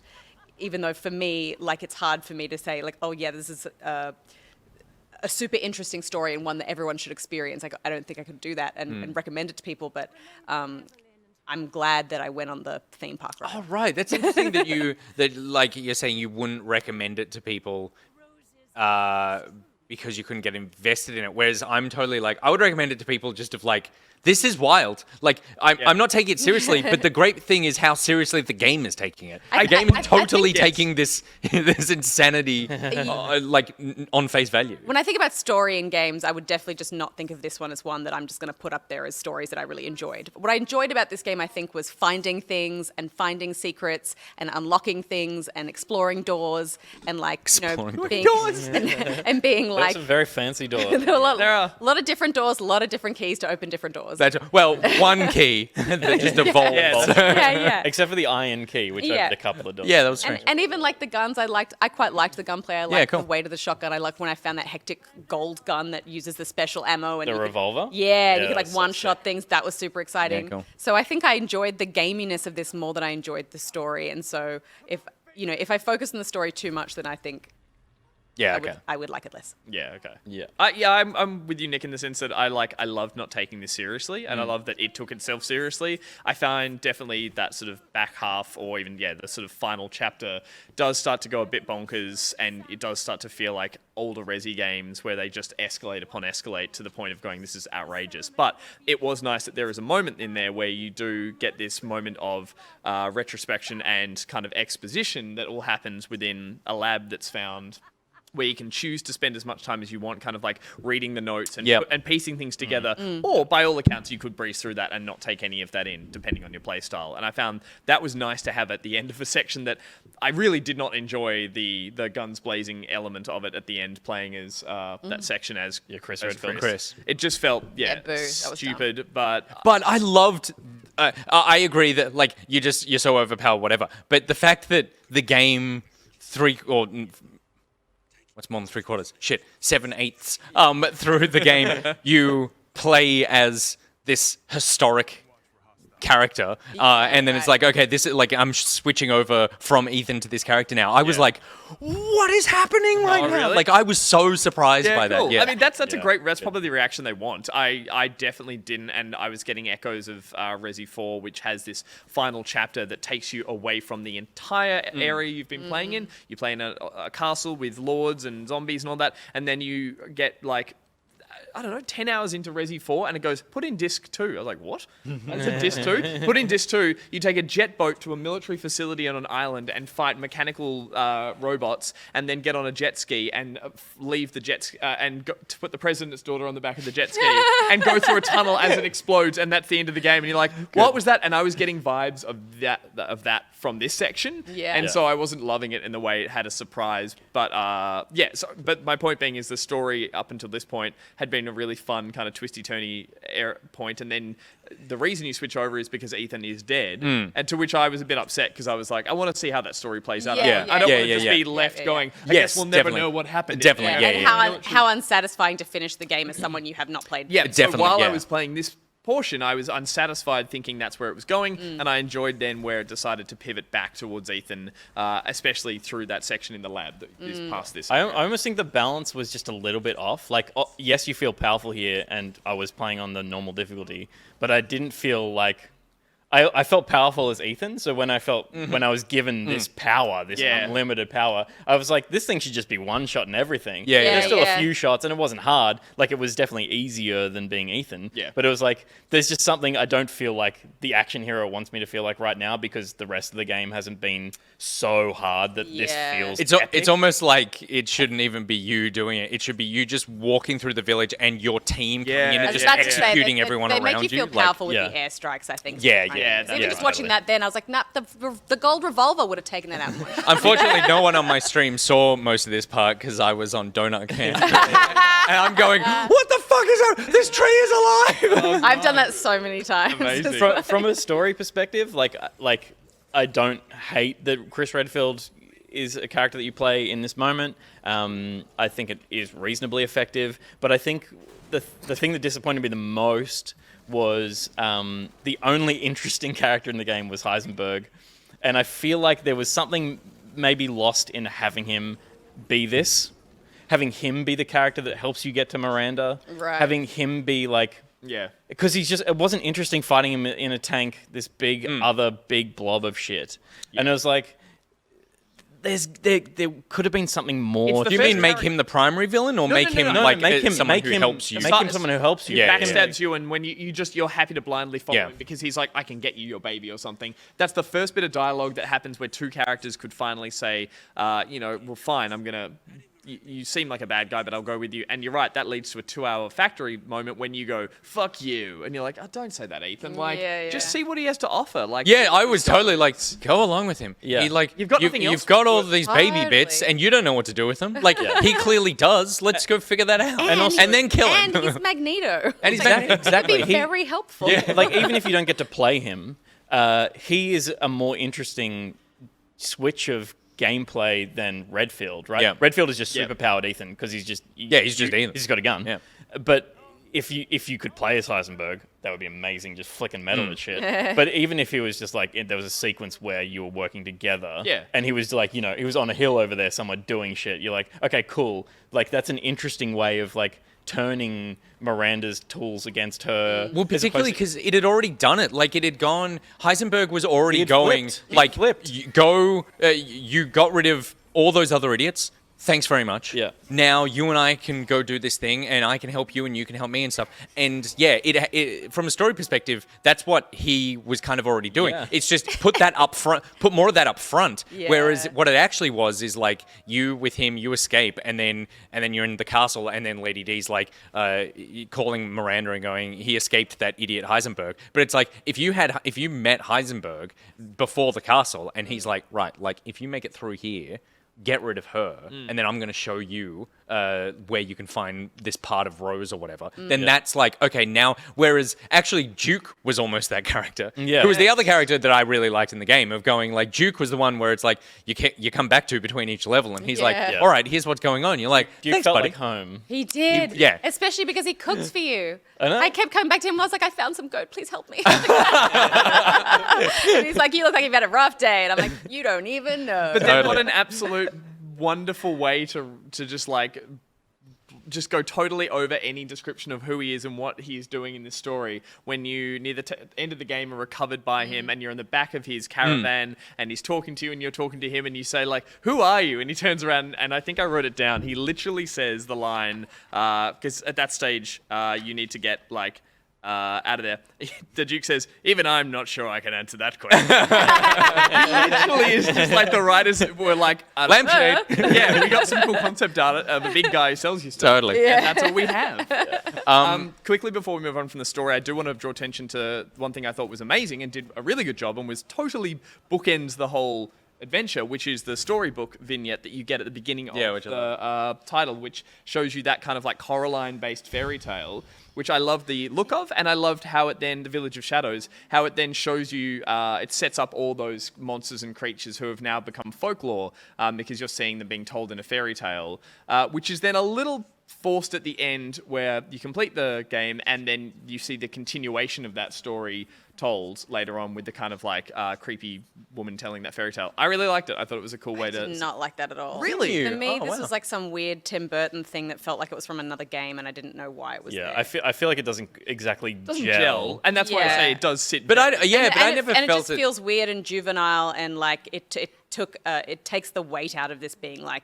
really? a baby eating horror game. Oh, that's interesting. I totally liked it, and came here for. I don't feel like it needed to gel because it wasn't coming up in between gameplay stuff. It was like, Yeah, we are reading a book tale. and then we're finishing that book. Yeah. Look, there's a big making of how they did all this, and it's really beautifully done. But you are totally right. It's almost like a second production crew. We're like, Yeah. hey, we could do this. Yeah. Yeah. And just, I think, from a design perspective, I thought it was blown away. I was like, Yeah. this is beautifully I done. would watch that movie. Like, don't get me wrong. Yeah, I think yeah. it's beautiful and all that kind of stuff. It's totally very it, good. it didn't feel like it belonged there to me. Well, I think the way they then wrote the story to sound like it's folklore, which makes sense because therefore this character has been around since 1919, and so the villagers would have come up with a story as a way to warn the children about all these things that happen here. And you get like this little girl goes and like there's the vampire who's Lady D, and then there's Moreau who's this fish, and then there's Heisenberg who's the horse. And I like it having to be sort of like turned into a children's. Who's still living in this fucking village, by the way? Yeah, no. exactly. Like, It's a good point. Leave. Seriously. Yeah. A lot of games do that. They'll do like a cell shaded, like, history kind of animation and stuff like that. And I get why you want to sort of separate it and make it look different, but I think it was unexpected at the start of the game too. I was expecting it just to dive straight into like baby rotting eating game story, and I Yeah, was like, yeah, it oh, was this is a actually- yeah, nice, yeah, fresh totally, take. yeah. Yeah. So yeah, I really enjoyed this, and I thought it was quite clever. I do think that from a story perspective, I was actually really impressed with the way that they tied things up. I've already mentioned that mold thing about connecting it to the last game, and connecting it in a way where I go, no, that tracks. Like, I looked back at everything. I did some research on 7, and like, you die in 7. There's a moment where Jack kills you, and you kind of like, it looks like you black out and then wake up, but you actually died then. And then everything that has happened to you since then, and all the weird stuff that's going on with your body, and how you can, like, the fact that you can survive everything is all explained in a way where I go, yeah, that doesn't feel like you forced that in. That feels like you have thought this out, Yeah. and you've put that in there organically. Sorry, we were going to I say. just remember in 7 feeling like not that Ethan was dead, but that he was definitely infected. Yep. Like, that was pretty obvious Yeah. that he was infected with this thing. It wasn't like, I feel like the switch there was not necessarily that surprise Ethan's dead. It was surprise being infected by the mold means you were dead. Yes. Like, we kind of already knew he was dead. If you take that, if you're infected by the mold, you are dead. and when he was sticking his hand back on his arm, I knew that something was up. Well, yeah, but when that happened, it was like. Very observant, Stephanie. Wait a minute. But when that happened, it's like it happens in a way that you're like, what? Yeah, totally.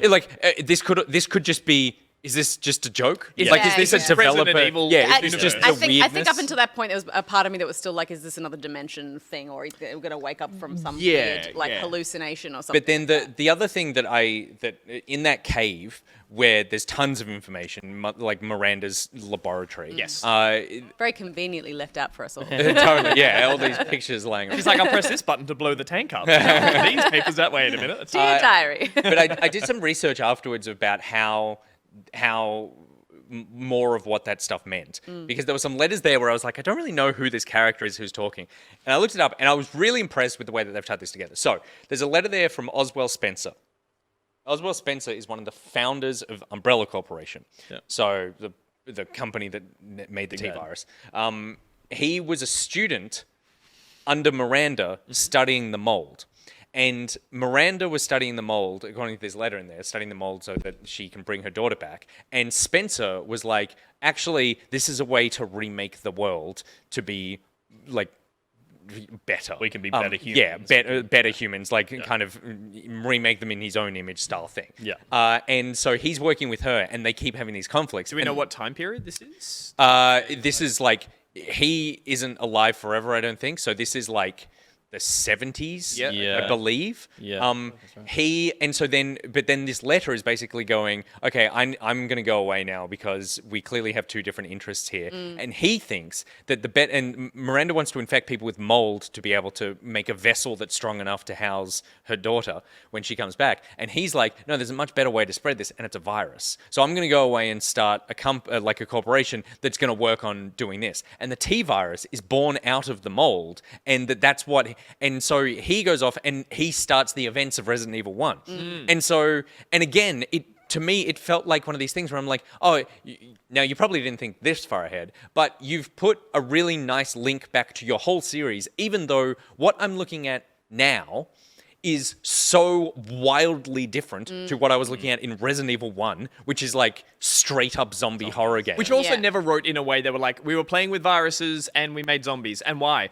We were trying to make people live longer and all that. It was like when that first Resident Evil comes out, it was just a more baseline zombie. Totally, yeah. Bad corporation makes virus. Where it's like, now you can cleverly tie this all through to something else that was like, well, yeah, there's a backstory. And that if I put those two games side by side, if you removed Resident Evil, I would just be like, oh, these are just two different horror games. And the fact that they tie it in its kind of eloquent way like that, I was like, oh yeah, you're still, no matter how crazy this series gets, you've got this cohesive thread running through it that I think is pretty impressive to maintain. Do we, because again, let's just quickly go over some of the points that we all might have lost. Like the idea of the big mold tree that is living, that sticks out of the bottom of the cave that is there. Was there any point that it was reference of how that got there or what that was? Was it like... I thought that was the source, which is why Miranda is there. Yeah. How did Yeah. that get there? I'm asking. Not I'm sure Okay, where that it wasn't came from. covered? Yeah. Okay, cool. The prequel to the prequel will tell us Yeah, that. totally. maybe. Yeah. Okay, cool. That was what I was. And then Aliens. the other thing is with what's happening with Rose, which I guess is looking at the future of this game. And Gus, you've spoken about Resi 4 as being one of your favorite games, Up until right? this one, Yeah. probably, yeah. And it's considered a classic. This game has echoes of it, and now where Resident Evil is moving forward with this second chapter of the Winters story, you're keen to see more of this, and are you on board with the idea of Rose as a character? Totally. Yeah, I think as I hinted at before, I like that this was after the sort of Resi series finding its feet with a bit of a remake in 7 and throwing a few new little tricks out there to see if that works well for the series and finding out it does, them going, right, well, what is it we've done well before that? Well, Resi 4 is the cult classic that everyone loves. Let's steer this as a kind of like mirror image of that game to an extent, using first person and all this, all the new tricks we've learned along the way. And I think that was a good way to then, as we've mentioned, steer away from the hardcore horror, the really confronting stuff and make it still a Resident Evil game in my mind.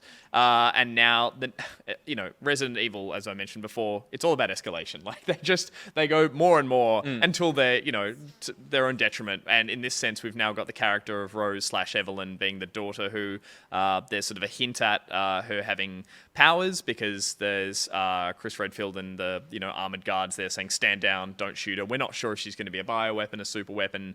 And I think what I would like to see is, as I mentioned, them now move towards the next best thing that Resi did, which was a Raccoon City style urban environment that gets infected and has traditional zombies and all those sort of things, but done in this style of gameplay. I'd like to see them now take this game engine and this way they do it and do the best of Resi, which, again, starting with 4, it's the one that everyone loves so much. I think it was a nice way to show everyone that they can do that. And that's, I mean, it's cyclical. These games, they go round and round in terms of showing off the things they've done well and going back to underground facilities. There's nothing like 4. I don't know what the top where you're seeing the connections to this and 4? Yeah, Oh, I mean, yeah, outside of just the idea of it being Resident Evil village, it's a village with a castle with kind of like medieval characters that have that have this sort of ulterior motive that's all tied back to the T virus and all that sort of stuff. I think the other one, the sort of echoes of it are in the step up in action and how it plays as more of an action horror game, when traditionally before that it was your stop and shoot. It was very slow, and this game definitely ratchets up the action. So I think that. But I would say that 7 is then the next step up from 4, right? Because then 5 and 6 were basically 4 remakes. Yeah, 5 was an whereas attempt. 7 becomes the new version of what Resident Evil is. We're forgetting 6. No, I'm saying 6 was like 4. Well, 6 is what I'm saying they do, or often Capcom does with the Resi series, which is they did so well with 4. They're like, well, we can't get this wrong. We'll take this to, I think, Africa now and take Chris Redfield. 5 was Africa. 5, sorry. And 5 wasn't received as well. And then 6 is like, well, now we'll do the urbanized city with this new over-the-top action scene with like motorbikes and backflips. And it's like, no, this is really stupid now. And they're like, oh, I see. We need to bring this back. But I think the escalation of going from your 3 to 4 is seeing your 7 to 8. Right, okay. Well, I That's what think I'm as well, I guess, like, if you look at, like, Ethan and you go, Ethan was every man in a weird scenario, Rose is now is with Chris Redfield. She's being trained or used in some way. Like, she's part of, like, an operation. So she's inherently a more proactive character, which means that you're not going to drop her in a haunted house. Yeah, she's actually, like, heading to something. yeah, exactly. Which are kind of this series of starting at 7 has kind of developed. There's that weird, like, crowbarred in line right at the start of the game. It's like, plus we had military training, plus blah, blah, blah, blah, blah. Yeah. And, like, you see that in, like, simple things like in 7 when Ethan reloads his gun, he drops the magazine. Yeah. And in this one, he takes it and he plugs a new one and he keeps the old magazine with his, like, ammo in it and stuff. It's like, there's little, like, things of, like, if 7, 8, and 9 become a trilogy, then you're going to play a more efficient military character in 9. Yeah. And your daughter could absolutely be that, being this super-powered, like, zombie chick who also has military training. Yeah. So what are we to take from the fact that he called her Evelyn then? Because we assume that she's got, like, Bad writing. cool powers because Ethan was Mold Man and Mia was not, so she's kind of like some kind of super Best of both. Best half of- human, half. half mold. Yeah, but are we to assume that maybe Miranda was partly successful in putting Evelyn into? But are we to think that Evelyn, Rosemary? when she died originally, what did she die from? Wasn't it just their daughter? That was probably like consumption. It was That's what I mean. polio But or she something. wasn't. It was like like- Evelyn didn't have anything interesting happening with No. her outside of just she died at a young age. Yeah. So it's like, even if it was, it doesn't really add Except anything that to her. Evelyn is also the evil girl in 7. Yep.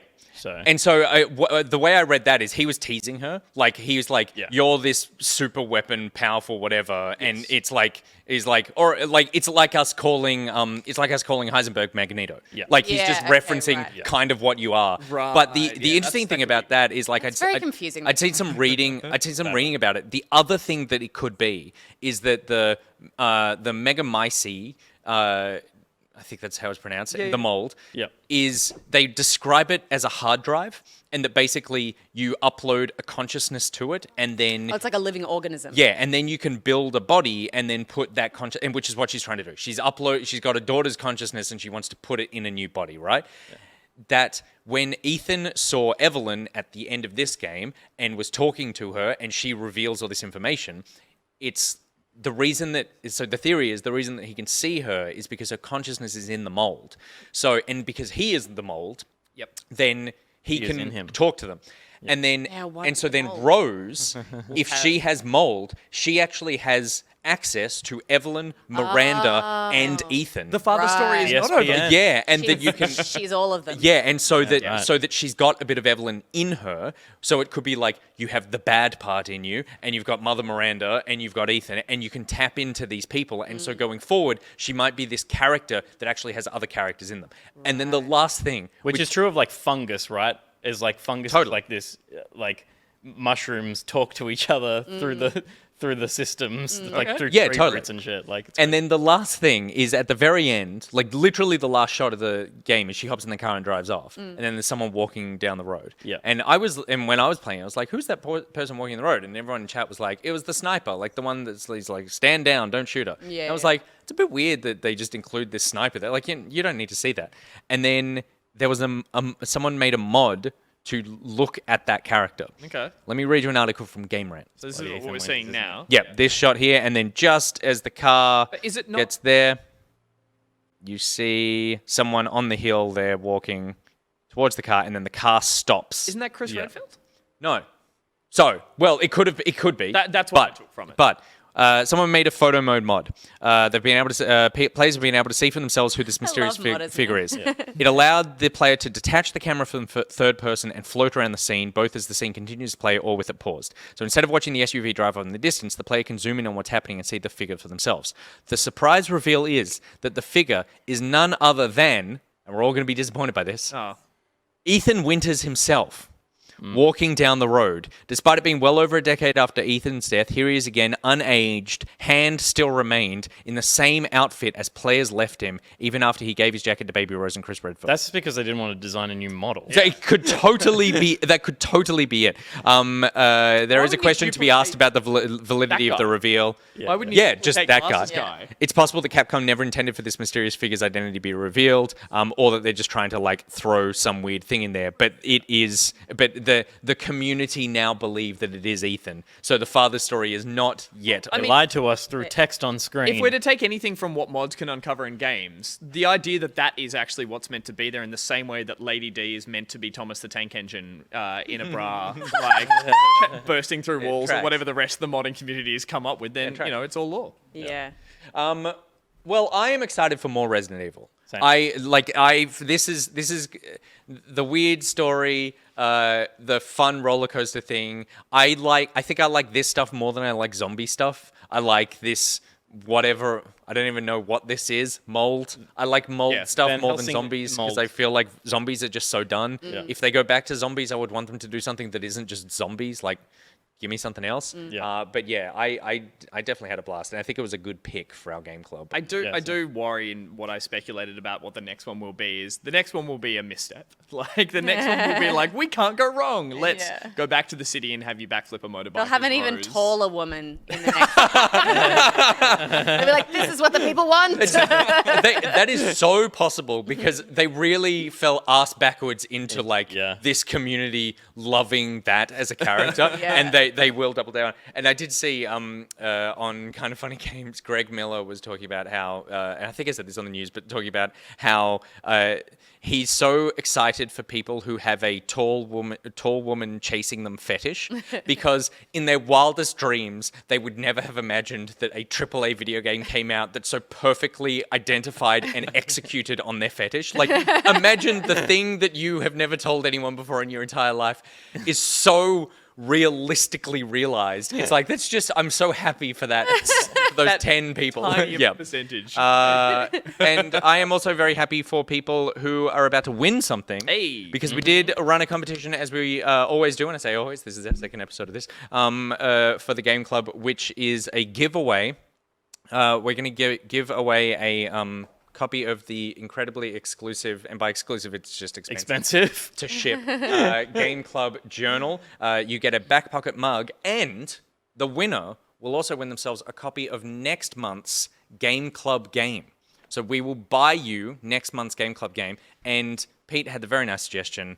Yes, that we should definitely, because we've only added this element of the prize since after the first episode. 76 minutes ago. 76 minutes ago. So Lawcat we would like to also buy you Resident Evil if you haven't already bought that, or a game of your choice. Or Ratchet and Clank if Or you've got a Ratchet and PS5, Clank. so that you can be ready for the next Game Club episode. Look at who was the winner from The winner from the Correct. first one. Yeah. But going First forward, Game the idea is it'll also the game that Yeah. is going to be played next week. Whoever wins the competition gets the next Game Club's game. Correct. So yeah. the person who wins this competition will win themselves a copy of Ratchet and Clank. And Lawcat wants Ratchet and Clank, so that works out perfectly. Okay, the Perfect. competition we ran this month was if you had to have one body part violently chopped off that you could screw back on at whim, what part would it be and why?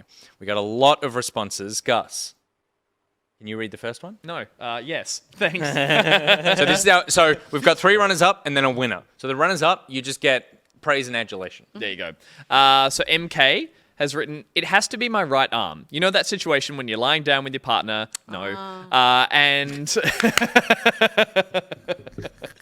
with your partner, and that arm just always happens, has nowhere to go. Yeah, that's why. Take it off. My arm. Keep your mind out of the gutter. Oh, okay, I see. Put it on the nightstand, keep snuggling, wake up in the morning, pop it back on, and head to work. Wonderful answer, MK. Yeah, that's, I agree with that. Such a practical. It's the Chandler. Great. It's the, Fantastic. like, quick like a fox. Quick Yeah. like a fox. So good.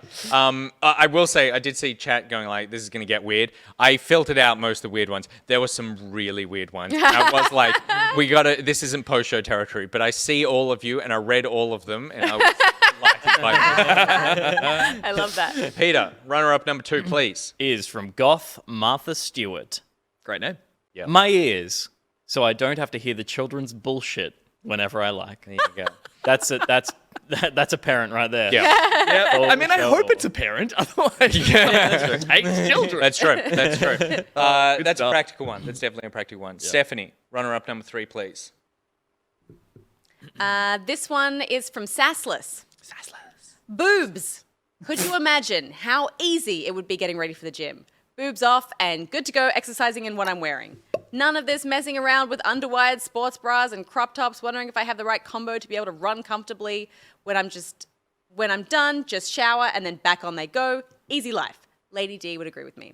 I would agree with you too. That's a great answer. It is a great answer, except, and it would have won, but we said body part, not parts. So you could only remove one boob. That was the caveat. Also, did you shower and then put them back on? I'm like, Well, they don't need to well, wash. They They wouldn't didn't have go got to the sweaty. gym. They wouldn't have got oh, sweaty. that's a good point. That's a good point. Those are clean boobs. That's true. Yeah. I just love the Yeah, idea of oh, any of man. these answers being like losing like, them God, and yes. going I'm like, just imagining a living that world. I'm fantasy. just imagining a world without them. It is interesting, and like this doesn't need to turn into a biological conversation. It is interesting that they stuck around. I understand the need for them from a feeding perspective, but it is very poorly designed body part in terms of like something hanging off that has weight. It's bad for your back if they're bigger. Like, there's all Testicles, sorts of stuff. same. Oh, testicles are terrible. bad back. Anything that. Yeah, anything they're way too heavy. I get them from a feeding perspective, but other than that, Okay. and dear then God. the final entry and the winner of the Notebook, the book, Not the film starring the Ryan mug. Reynolds. There's no mug around here. I will also Right, buy you a Gosling. copy of the Notebook. I will personally Okay, buy, good. Buy you a copy of Okay, the good. Notebook. Notebook on the streaming platform of your choice. Okay, good. And a copy of Ratchet and Clank or a video game of your choice if you don't have a PS5 is Riot, Hey. who says the body part that they would chop off, my legs from at least the knee. Despite being a short ass, the lack of leg room in the whole world is deeply disturbing.